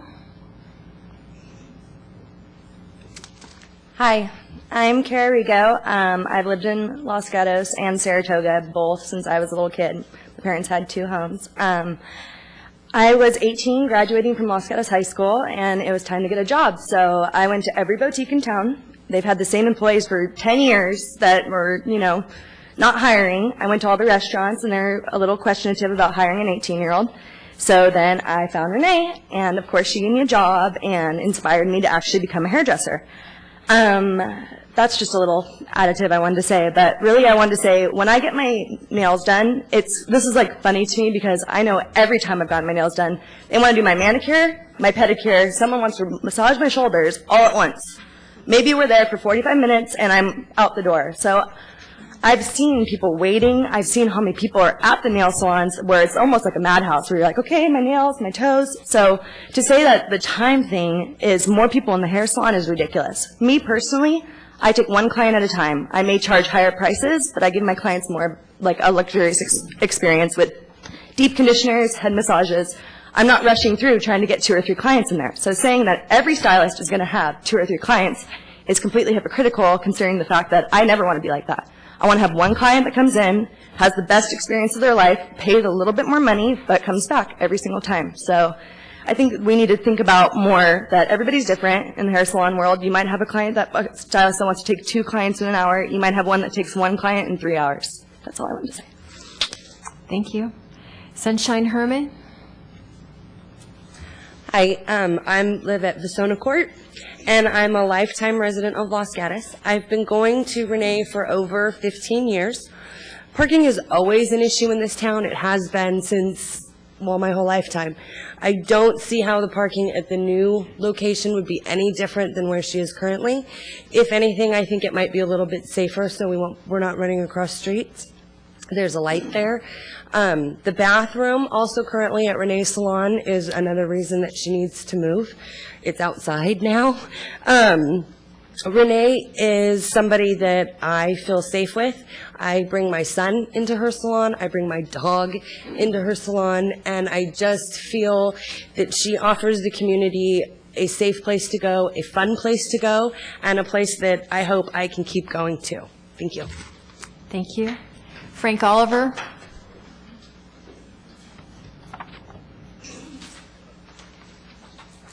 Hi, I'm Frank Oliver. I just made some notes. I'm a real estate broker in town, Vivid Estates. I've been going to Renee since 1996 at different places. I was going to start with Renee first, but I was listening to comments, and I know most of the time even Dave Flick owning the icing on the cake, Lynn's place. I've only parked a few times in the back there. I usually park elsewhere. I go to Banana Republic, maybe Los Gatos Roasting as I go to get the cake or what have you, which what I like is knowing that most clients in most establishments in Los Gatos probably do not park on site, but elsewhere, which helps Los Gatos business space because you're going for a point to go get a haircut, but you're deviating off to go to eat or go shop, which brings up the base for Los Gatos, which I think is critical. So parking, I don't think, is an issue for most of your places locally. Renee, met her in 1996. I think what's sad about Renee is she has a lot of talent, marketing, and personality. That's a blessing and a detriment. I think her blessing is she's very nice to people. She's an old school soul.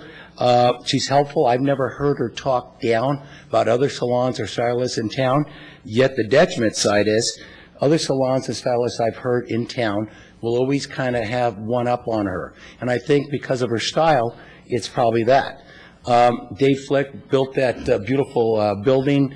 Renee stepped up and put Tangles in it. He brought a marquee building, but somebody has to step up and pay those kind of prices. The next one is the new one that he did. He brings old school charm and quality, but it costs. So I just think parking is not the issue. It's bringing in people that will help build the base of Los Gatos. Thanks. Thank you. Diane Wilson?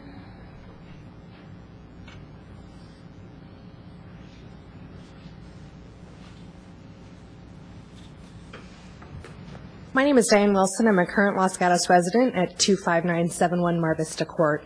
I also had the luxury of growing up in the Los Gatos and Monte Sereno area, attending Hillbrook School in Los Gatos. I have had the additional luxury to move back at a young age into the Los Gatos neighborhood. And let me tell you something, makes Los Gatos great is the small businesses and the small minority-owned businesses such as Renee's Salon brings to the town.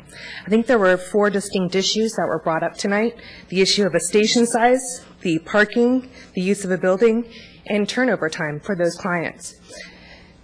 Station size, if there is no standard that's applied to all salons, both legacy and new, in the city, should not be a factor here in your decision. It should be based on the need for Renee to make an equitable business for herself, and thus increasing the foot traffic here in Los Gatos. I personally come to Los Gatos, have a bite to eat, go shopping, and I don't necessarily ever park in the location where I start my journey for town. Turnover time.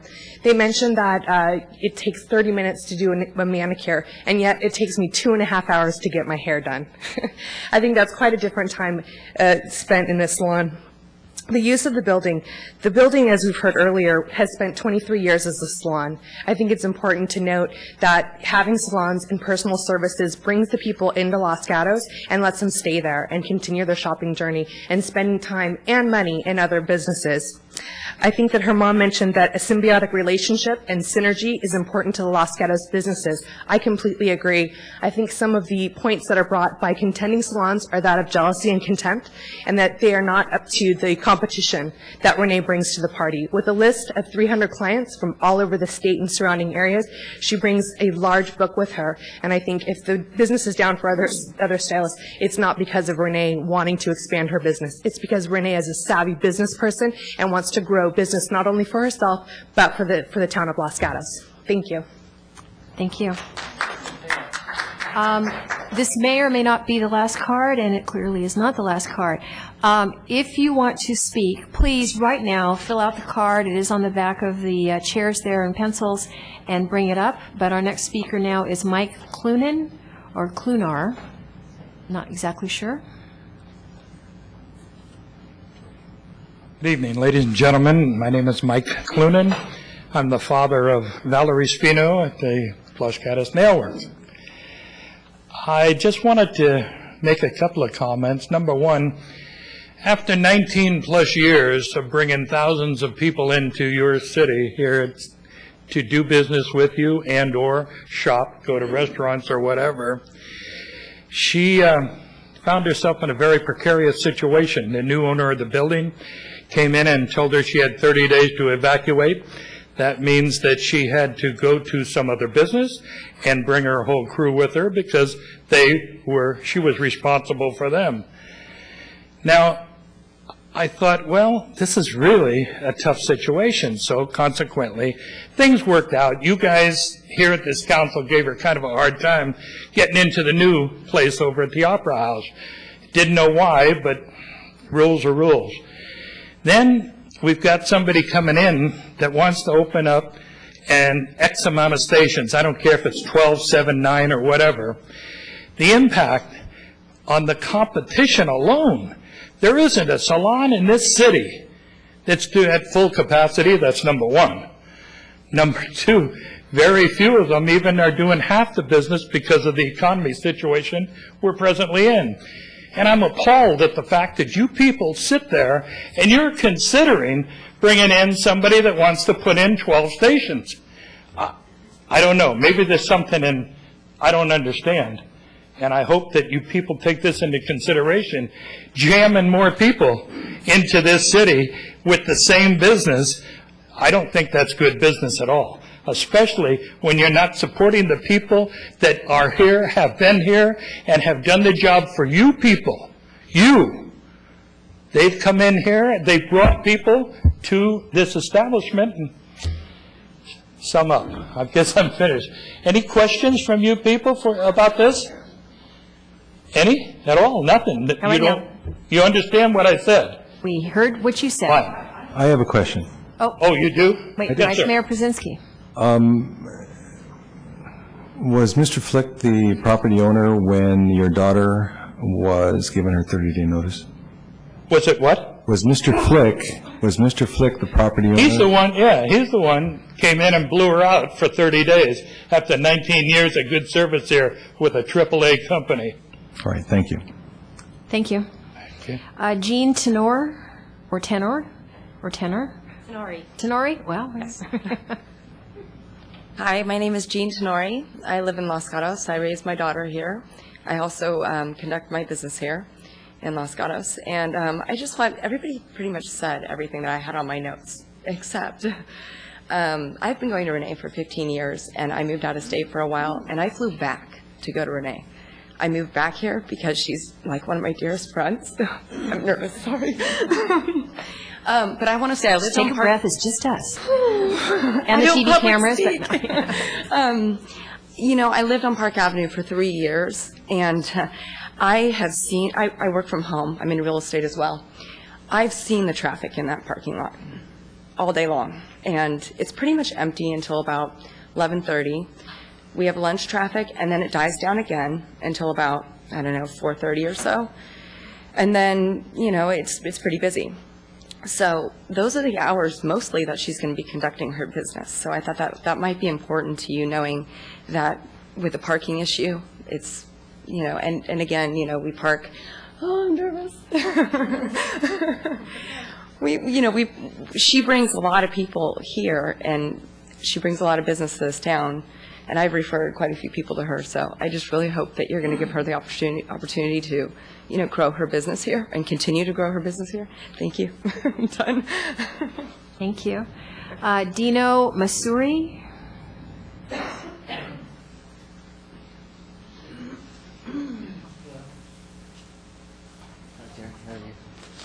Good evening.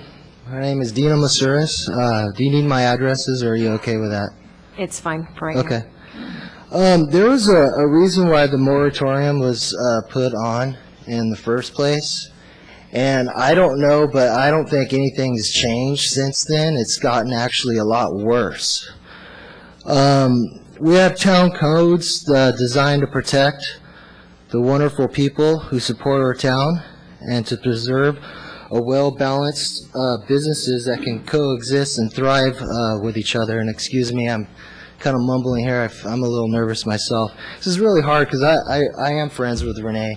And it's a tough one, but it's just it's obvious that there is oversaturation of salons, and it's just a big joke to everyone who comes and visits this town, works in this town, or lives here.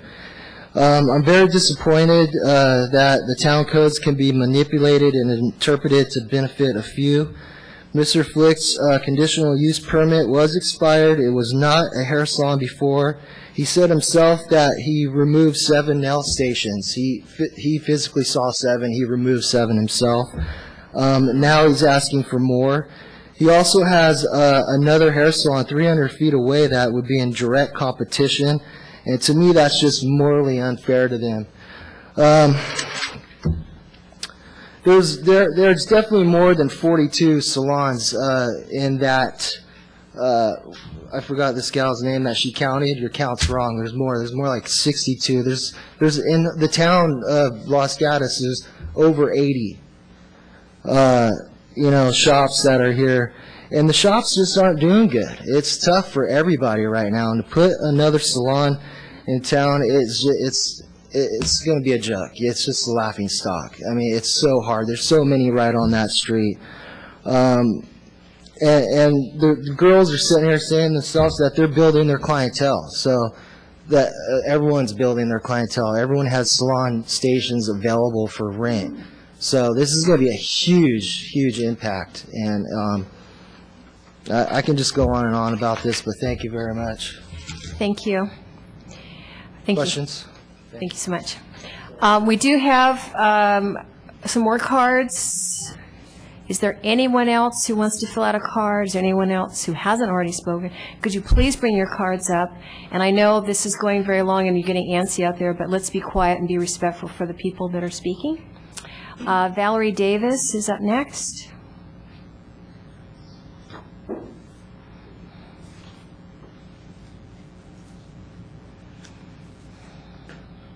Oh, wow. It's all different when you're standing up here. Hi, I'm Valerie Davis, and I live at 768 Regent Park Drive. I have been at Los Gatos Nailworks for 11 years now with Valerie and the Nailworks girls. It's so interesting to sit in the back and just hear all the different sides and all the different angles. And I think the bottom line is if there's a rule or a law that applied to the CUP, to the stations, to how many people can operate in a certain business, I think that those rules are meant to stay the way that they are, stay the course. And I understand, I've never met Renee, but after tonight, she seems like a lovely girl. I have no ill will about anybody coming in. I can tell you, as the nail works, as long as I've been there, I keep impeccable records. We have over 625 clients. 80% of our client base does not live in this town.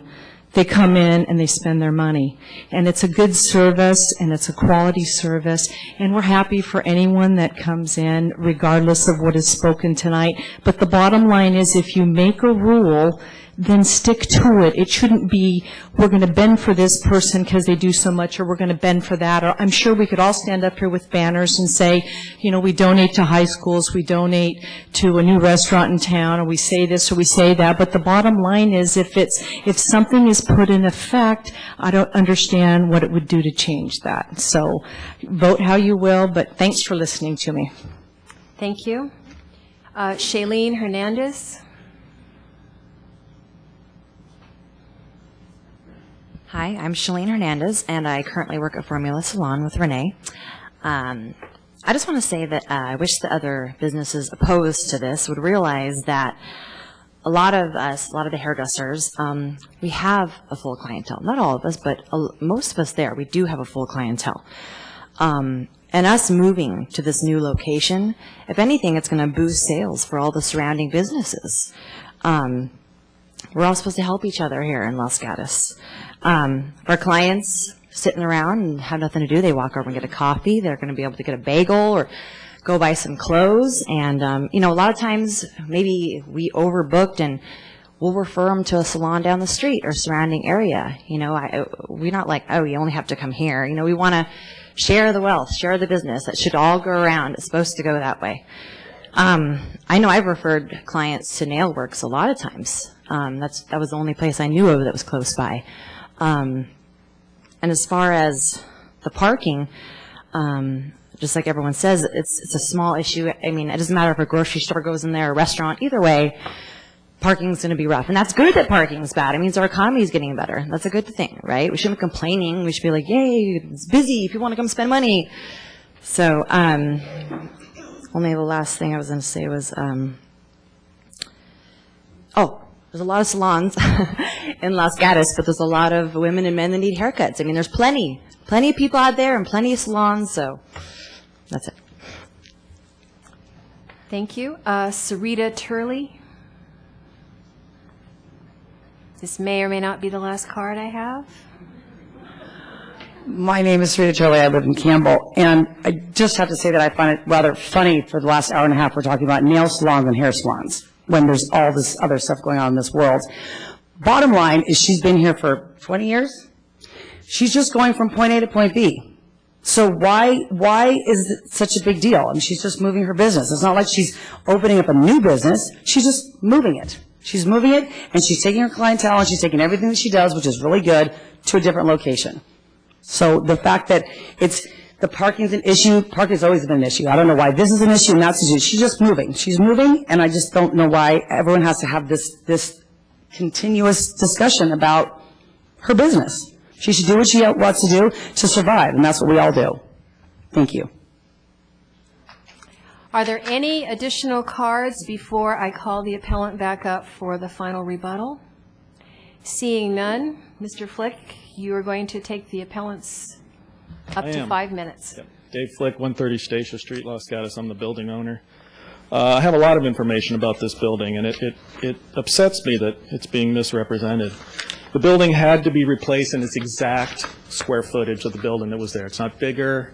It was confirmed by the architect, by the planning staff. The same uses had to be put in. It had to be retail in the front. We even had to have certain things as storage, certain things as there's actually apartments in the back. So the building's exactly the same size as it was. The nail salon originally had taken part of one of the other storefront. It had gone through the wall in the original partition. So while it didn't go all the way back in the original building, it did go into the other side. When I bought the building, it had 10 stations in there. I confirmed it with everybody. I even have a letter from... Yeah. Okay. We got a letter from Valerie Spino to the Town Council Planning Commission on September 15, 2008, when she moved across the street, where she states that she had herself and 9 independent contractors that moved across the street. Now, she is installed permanently across the street. We supported that. We gave her free rent. I did not notice her to move. She was required to move before I took possession of the property. We could not insure the building. It was a major structural hazard. We went through, did structural inspections on it. That's why that occurred. We don't kick out perfectly good tenants. The building was about to fall over. It had every problem you could possibly imagine. So obviously it took over a year to restore. But she's currently installed across the street and has 12 stations across the street, plus a facial station or whatever that other thing is. Everybody can go look. It's not hidden. You can stand right there in the windows and count all 12 of them. So it's not like we're doing the major expansion. This building is being put in because Renee, who's a previous tenant of mine, has people bursting, her clients are bursting at the seams. She's got all these girls here, and they're not asking for a handout. They're asking for a job to expand the businesses that they currently already have. They're sharing stations. They're falling all over the place. Renee told me she made a mistake when she went into retail. She tried the retail thing. Didn't work. She badly wanted to come back, and as soon as we had this building, we started talking about doing it. I was not aware personally that the conditional use or the previous use expired differently than a conditional use, and I think that's what the whole thing is about. If it's pre-existing, grandfathered in, it's not technically a use permit. So it expires sooner, and I didn't know that. So we got kind of stuck, and when she went down to get her business license thing moved, they said, now it's expired, so you have to go back and do it. So we are only asking for what's there, what was there before. We're not expanding anything. I think we've documented. You have a copy of that letter also, and I know a lot about the building. If you want to ask questions, I'll be glad to answer it. Thank you. Do we have questions of Mr. Flick? Go ahead.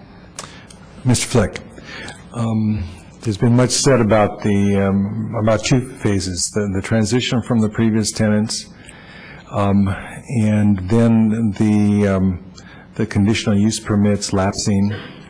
And I would like, you have said basically you did not know that it wasn't grandfathered or it wasn't a continuing permission. How did you find out that?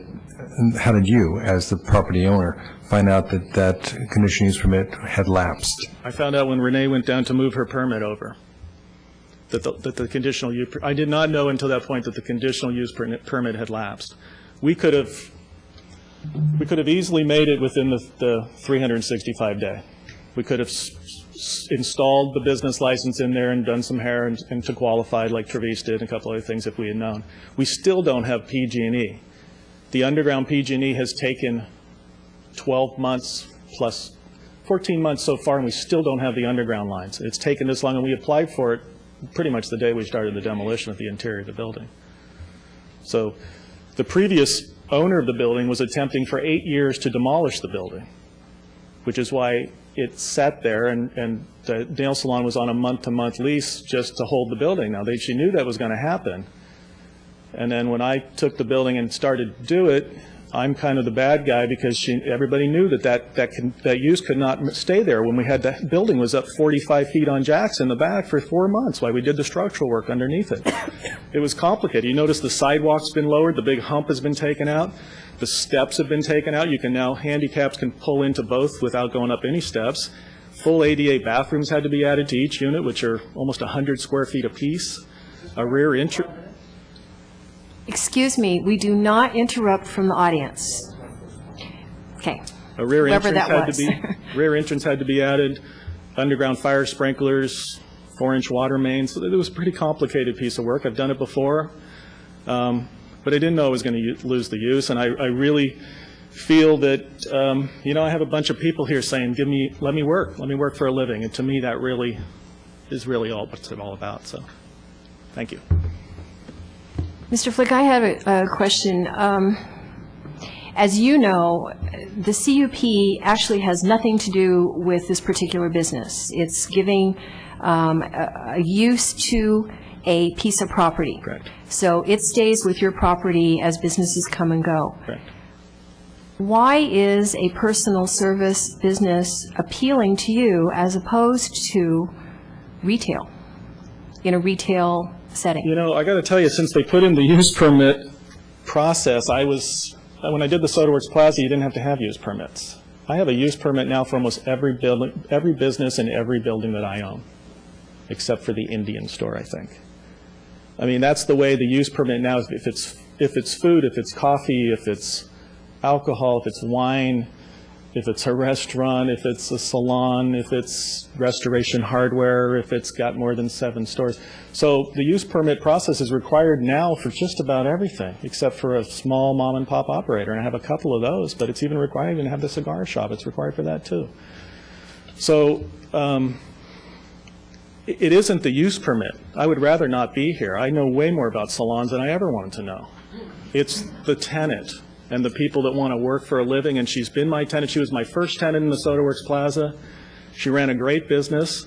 Maybe she frightens other people in town. I don't know. I mean, they say they're all empty. She's not empty. If she was empty, she wouldn't be asking me to help these girls that are sharing stations grow their business by each having their own stations, and I think that's the way you need to do it.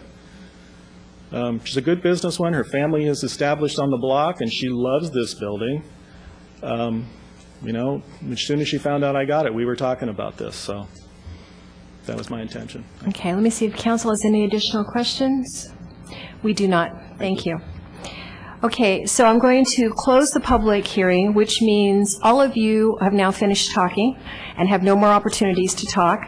And it's up now to council to talk among ourselves, ask questions of staff, and ultimately come up with a decision. Mr. Wasserman? Thank you, Madam Mayor. And I just wanted to comment. The appellant has 5 minutes to speak at the end, and then unlimited time to answer as many questions from council as council wishes. That's the way that the system works. I've got to follow my chicken scratch here and note to note, but I find it interesting. I believe Councilmember Spector was here. I know the three of us were back when the so-called moratorium on personal services was put into place. And I remember the people that were complaining that we were putting a moratorium in. And now, 5 or 6 years later, there's people that want us to adhere to the moratorium. So it's that old adage, you can't please all the people all the time. What I do want to say is that I believe the Planning Commission did the right thing in approving the conditional use permit use. What I disagree with them was on the limit of 7. Our attorney, Mr. Martello, mentioned earlier, I believe, if I get your words correctly, you said they might not have known what to base their discretion on.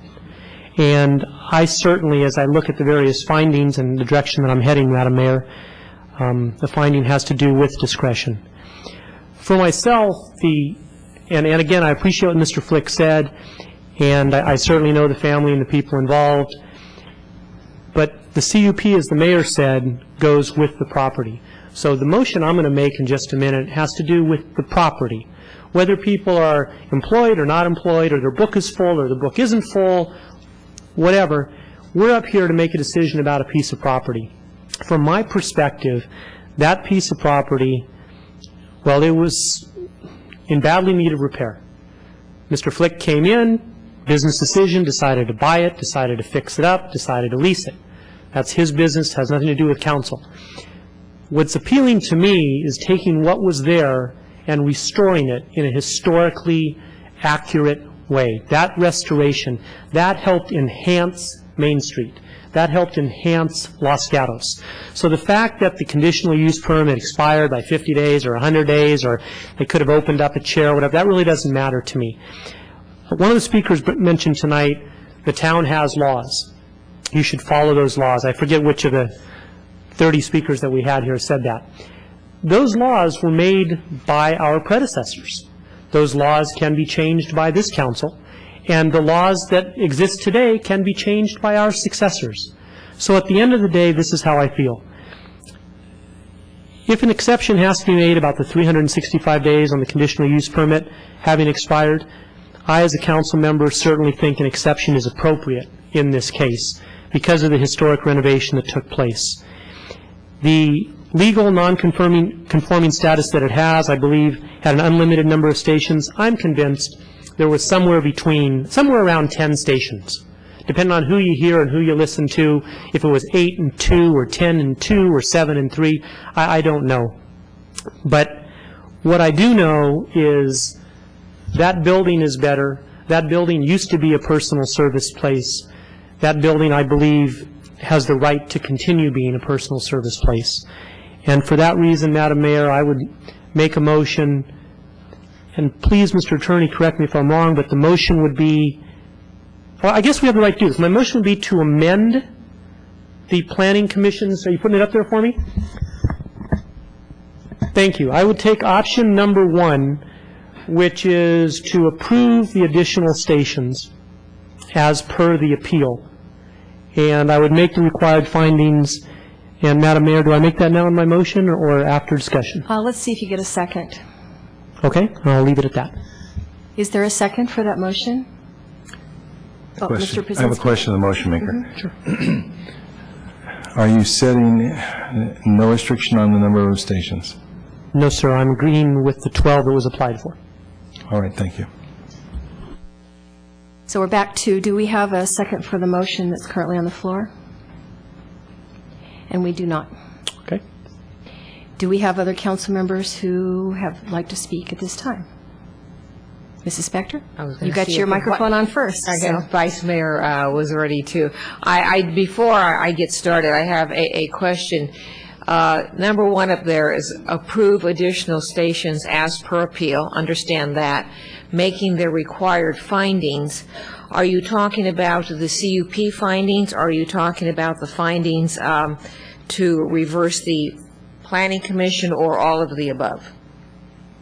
The statement would be that the council has to choose is on page 1 of the staff report to make the finding of 1A, B, or C. Implicit in your action, unless the council directs otherwise, would be the CUP conditions and findings later in the Planning Commission action. But to change the Planning Commission under option 1 or 2, the council has to make findings of A, B, or C on page 1 of the staff report. All right, then I'll make a statement, and I'll need a little bit of direction and assistance from the other council people. Let me start out by saying that there are some things that this application and this appeal are not about. One, it's not about a moratorium, because that moratorium ordinance or that moratorium ended in 2004, before I got on the council, Mr. Wasserman. That it's not about the appellant's her business now on Broadway. It's not about that. That use, that CUP, does not move over anywhere else. It stays with the land. So it's not about that conditional use permit. And actually, for me, it's not even about the pre-existing use on the property on Main Street, because, one, that did expire, and secondly, since it was a non-conforming use that was grandfathered in, that was never explored by a planning commission or a council. So quite frankly, that doesn't even exist for me either. What I'm looking at this application and this appeal at is purely as a conditional use permit, a new conditional use permit. And what right now I'm comfortable with are the 8 hair stations, the 1 manicure/pedicure station, and the facial room. I am comfortable with that, given all of the testimony that we have heard. The one thing, quite frankly, that I haven't been able to put my arms around is how we change what the Planning Commission did. So that's where my thoughts are. That's where I'm willing to go on this. But I'd like to hear from the other 2 folks who haven't spoken yet. Fine. Vice Mayor, do you want to speak, or Sure. shall I? Go ahead. I appreciate what Councilwoman Spector indicated as the isolation of the real issue. It all relates to 2004. Before 2004, we had no conditional use permit required for personal service businesses. there was a steady stream, as I had indicated earlier in this meeting, of new businesses coming in that were at the privilege of the property owner to put in place. And the moratorium was a recognition of that fact, and in effect that there was no control that we as government could put on those new businesses. And I do believe it's quite obvious that any community, any thriving business community, demands an extension of various attractors so that people can be served. That if it all goes to a restaurant, then I guarantee it that particular shopping area will soon be not very viable. If it were all to go to personal service businesses, then without a retail component, there's nothing that would bring, there's no synergy to bring new customers in. So that was the intent in 2004, and from the perspective of how we're looking at this business, I think the focus needs to be, does this business enhance the fabric of the business community in the Central Business District, or does it detract from that? And one thing we know is that retail is very important, and a good mix of retail is extremely important for the downtown business sector. That's why we have the restrictions on the percentages of formula versus independence. And that formula that was devised back in the early 2000s was simply 20% formula to 80% independent. And we've been able to maintain that mix, and it's been to our advantage. And you can go to almost any downtown, and if you notice the preponderance of one over the other, then that downtown's not working. So we have been very fortunate to have been able to establish a downtown that thrives, that works, but it's because of the mix. So really the question isn't whether or not the business is continuing.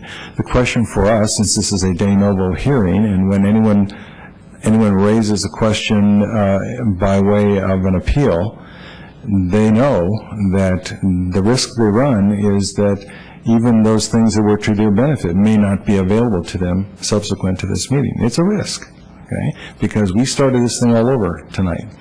The issue really for me, and I think I would express this, but look for other council input. The meaning for me of tonight's meeting is, would this business enhance the fabric of the downtown business community? Would this business enhance the fabric of the downtown business community? From the perspective of the conditional use permit process that we put in place in 2004, I appreciated the staff's information regarding the number of approvals since that time for new businesses, and that of the 8 approvals, 6 were expansions, and of the other 2, only one of the 2 was a salon, and actually it happened to be the appellant's salon.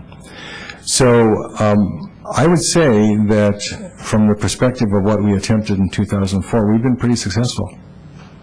What we don't know are the number of salons that have gone out and spaces that have been reused. My guess is probably none.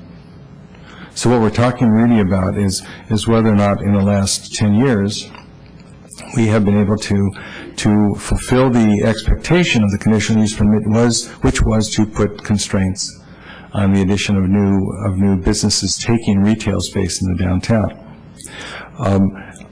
I'm going to leave that as my point right now, but I am interested to hear what other council members feel about whether or not this business in this place, even though it's not a retail space, and even though we try to achieve retail uses in our downtown to the exclusion, if you will, of office and personal service, and we have restrictions on the numbers of restaurants. The issue for me is really, is there justification? And to me, the justification has to be that this business would work, and that the circumstances around this particular application are extraordinary in some way. And that would go to the question of Mr. Flick's project of the uses relative to the restoration of the historic building and the potential for those issues to be extraordinary in nature and outweigh, I think, the primary focus, which is to try to maintain as much as possible all new uses in the downtown being retail uses.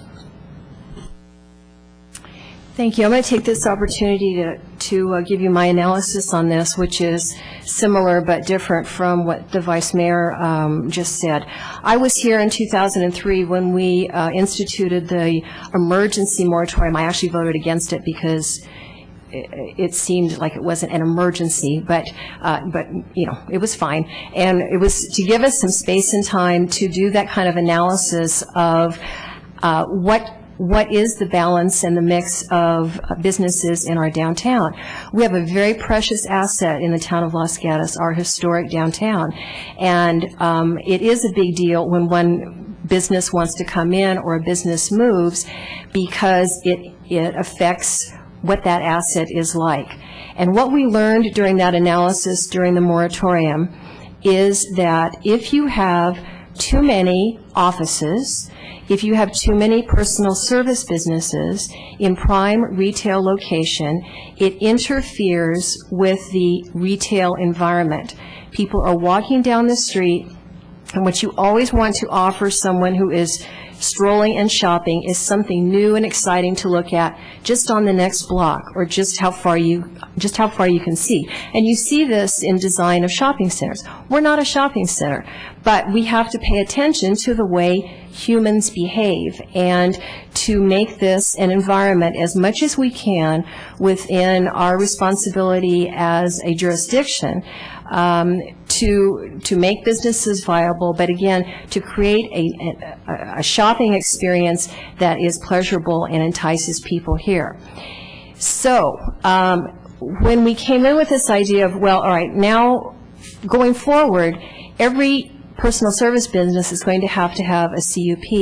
It was to slow it down, to give us the opportunity to really analyze in this particular location, would a personal service business start interfering with that flow, with that retail environment? All of you, or most all of you in this room tonight, have a real passion for personal service businesses. So let's pretend that we're not talking about that. Let's talk about something boring like my business, like a public relations office. So you can imagine if you have one business office after another, it's not going to, you have clients come in, they're going to shop, you have the same rationale, but it's not going to create that kind of vibrant retail environment that we want. The grandfathering was an attempt to be fair. We had businesses who've been in town for 23 years, 15, 10, and so on. We said, we're changing the rules, but because you're already here from this point forward, we're changing the rules. You can continue to operate your business as a legal, non-conforming business. So that's where that awkward term comes in. However, the whole thing about grandfathering is you want to be fair, but you also don't want to then guarantee that right in perpetuity, because otherwise you'll never have the opportunity to do that change in the dynamic, that change in the mix that was the whole point of doing this to begin with. So the question really for me tonight is not so much about how many stations there are. It's certainly not about whether we need personal service businesses in town. We do to serve our residents and to bring people in. It's not about whether or not this particular business is how it operates or whether it's a good business. It sounds exciting and a good business venture. It's about, should this space be retail as it is zoned, or should it be personal service on an exception, giving a CUP? And I'm going to I want to open it back up, and I hope we have some more discussion. I mean, I think it should be retail because it is in a beautiful building, it's in a great location, and it would really help to draw shoppers down.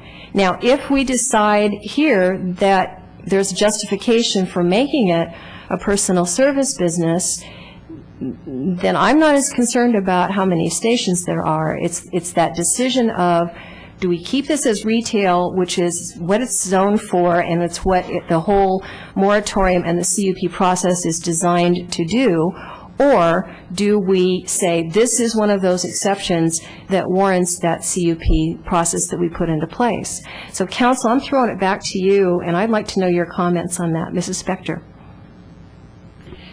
Well, my comment might be by virtue of the motion I'm prepared to make.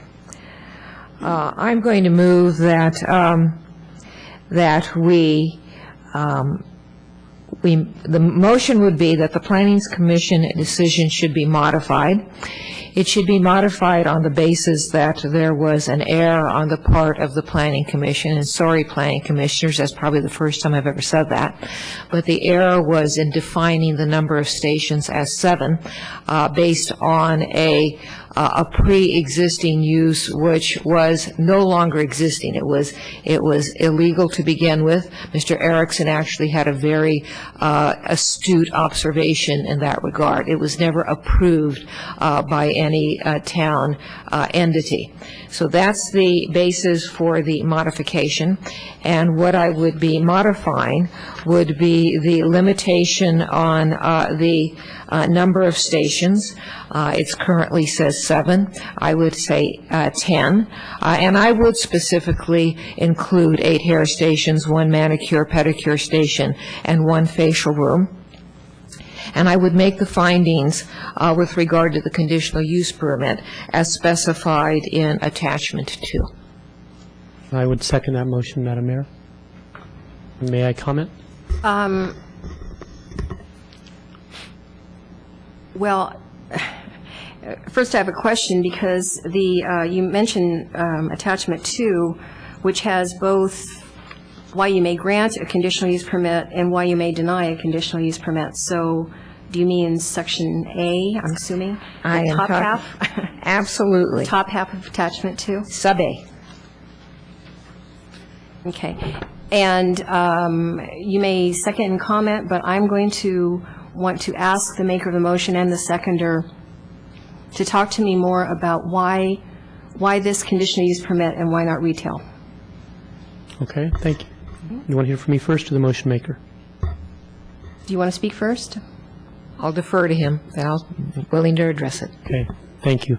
From my perspective, this has been a personal services business.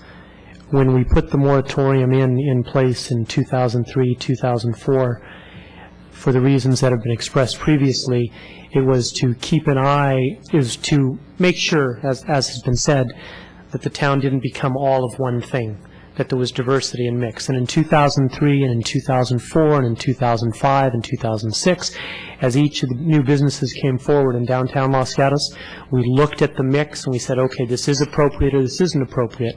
And each time we looked at the mix, we looked at this location, what is it, 23 West Main Street? We looked at this location as part of the existing mix, and it was a personal services place. And we approved whatever restaurant or whatever retail or whatever formula store, et cetera, in 2004 and 5 and 6 and 7 and 8. Each issue that came before us, we looked at 23 West Main as a personal services. Well, then, a year or two ago, the building was bought. It was restored, rehabilitated, whatever word you want to use, and it's asking to go back to what it was before. So I don't see any reason to change that. That's as simple as I can put it. Mrs. Spector? Sure. First of all, we've had a tremendous amount of testimony as to supporting the application, supporting the appellant, and that evidence went to the desirability of this use, which is our first finding under the conditional use permit. We either have to find desirability or essential. Well, I'm not going to say, for a lot of people, the hair salon might be essential, but I'm going to go with desirability. The other finding is the proposed uses will not impair the integrity and character of the zone. The zoning is such, the downtown commercial, is the personal service business will not impair the integrity or character of the zone. I'm not saying that retail would either, but I'm saying this is the application we have before us now, and I can make the finding based on the evidence we have for our conditional use permit. Additionally, I had not realized it, but I was actually very impressed by the fact, back up a little bit. I agree with the mayor and the vice mayor. I agree that the vitality, the economic vitality of our downtown is something that has to be carefully monitored. I think we don't want all restaurants. That has killed a lot of cities around here. We don't want all coffee shops. We don't want all personal service. We do want the synergism of all of these different uses. However, I think that given the fact that this was, as Mr. Wasserman points out, a personal service business before, although not controlling on what we're doing today, as the town attorney pointed out, it is a factor to consider, and I am considering it in the same way that Mr. Wasserman is considering it. Mr. Brzezinski? Yes.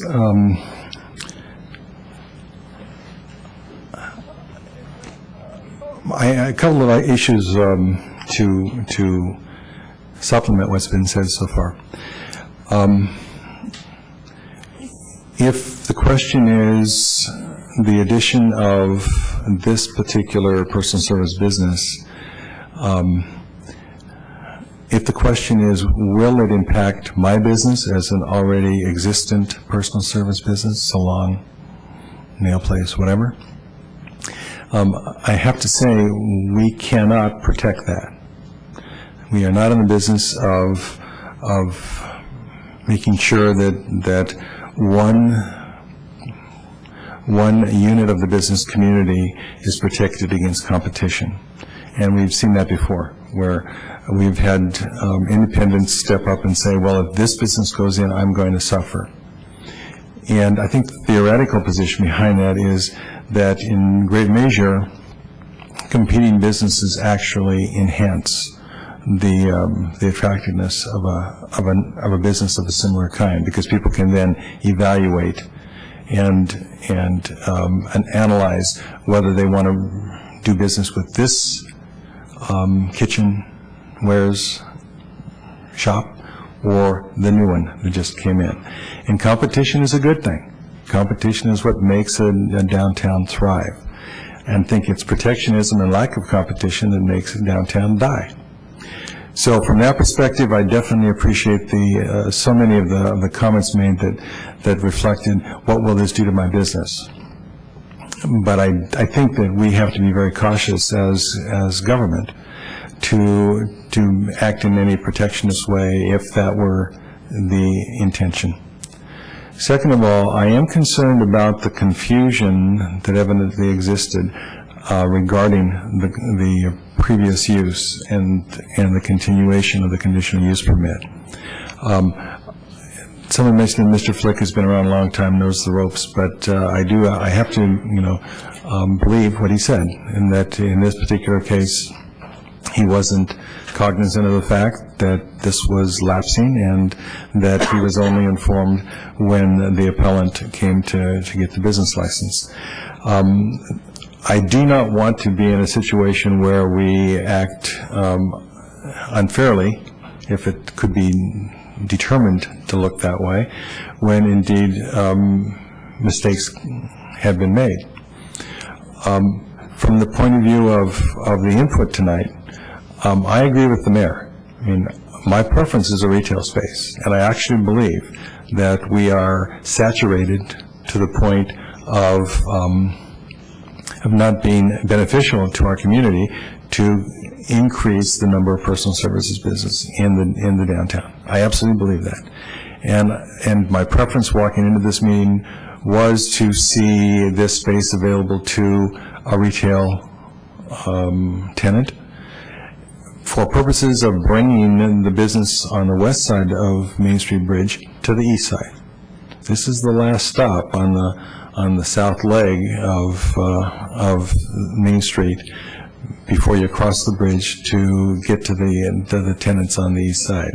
And I think that we need to find ourselves in a position where we are encouraging that kind of flow rather than stopping it right there at the bridge. And my thought was that personal service business, or in this case, the type of salon that you're proposing, would be that blockade, would stop people from moving. But the testimony given tonight, not only from the appellant's supporters, but even from those who are not in support, indicated something fairly clear that I really wasn't cognizant of, and that is the type of ancillary business that personal service does generate. I was more inclined to say you drive in, you get out, you go in, you get your hair done, which is what I do, and then you leave. Okay, never done a manicure. So the idea that this could actually have an opportunity to spill over into the benefit of other businesses in that section of town is something that I believe requires some consideration. In terms of the motion maker, my sense is that the 10 sites, if this were to be approved, would be appropriate. The delineation of 8, 1, and 1 would be appropriate. I would also say to the applicant or the appellant and to the property owner that if in this concept of personal business there's a retail component beyond just shampoos, etc., and that retail component could be at the front of the building, as was the intention of the appellant when she was first in the Broadway South Santa Cruz store, where it was actually a clothing store, and it became clothing with some personal service, and then evolved to complete personal service. But the idea we're giving up, which is a relatively large space, and with the restrictions that the motion maker is putting on, it leaves more space then. And that would be my recommendation, that you take away from this the intention to create a retail component that would somehow be an attractor and would allow kind of a hybrid of business that would make that much more attractive to me and make me feel more justified in making an approval of this particular application. So I appreciate council members being so thorough and giving me their points of view. I'm not going to be able to support the motion, not because I don't wish this business well, not because I'm not supportive of personal service businesses, but because that moratorium and the resulting policy decision that came out of it was an opportunity for us not to maintain the mix that existed at that point in time, but to adjust that mix and to reduce the amount of space in prime locations downtown that was not allocated for retail. And so that is the strong message that I would like to send to any future applications that come forward for locations in downtown, that we really need to preserve and, whenever possible, expand retail space and not give it over to personal service businesses or to boring business offices like public relations firms, or anything else that takes away from that dynamic retail environment that we need to protect and enhance. Madam So Mayor, if council, can I make, yes? one more comment. You may. To follow on the mayor's statement, if I support this motion, it's to be by exception. And the exception is that there's been a demonstration of extraordinary need on the part of the appellant and the property owner, and then that need is related to all of those factors we discussed. But it's always a concern when we leave a meeting and go out to the public. The response on the next application is, well, you did it for them. And my point is, this is a unique decision. It sets no precedence. It should not be seen as anything that can be replicated because now some new tenant wants to come to the planning commission, the staff, and the council and say, well, you know, that space off the bridge, you made it appropriate for everyone to do this. It would have to be a unique set of circumstances, not dissimilar to this, that would allow that decision. Because I will stand with the mayor on that statement that she made so eloquently, and that is, we do not want to give up lightly any spaces in the downtown to businesses other than retail, and that personal service business should not be the rule of the day, and that our success in the last 10 years in maintaining, in the last 6 years, in maintaining the ratio, I think should be commended. I think we worked it worked well, but if the decision is agreed to tonight, this is a unique decision, not able to be duplicated by the next application unless there be extraordinary circumstance of a similar nature. Attorney. To the extent the council, since this moves forward with that kind of qualification, even by one or more of your votes, you might want to consider adding a finding because of the extraordinary circumstance, and that was that, in theory, the applicant, when he was going to renovate the building, could have asked for the extension of CUPs or extension of the use to, and you would have had the power as a council to do that in order to preserve or enhance the preservation of the historic structure. So to the extent that you want to add that, I'd my direct staff to add that into the findings.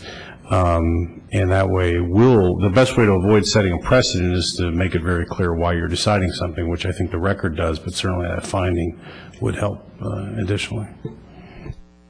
Maker of the motion?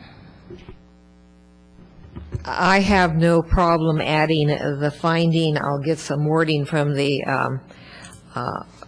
town attorney. However, in all candor, that was not the basis for my motion. But again, just because it wasn't the basis for my motion, I can add the finding, and how would you word it?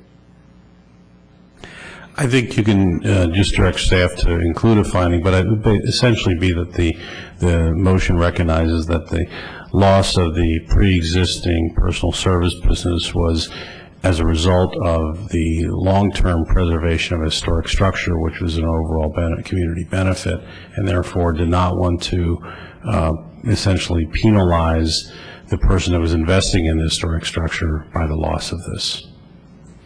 And I'm willing, as I said, it's not my rationale, but I'm willing to add that as a finding. Seconder? Seconded as well, and I have a question to staff, if I may. Yes? Thank you. I certainly do second that, and I appreciate that, Mr. Attorney.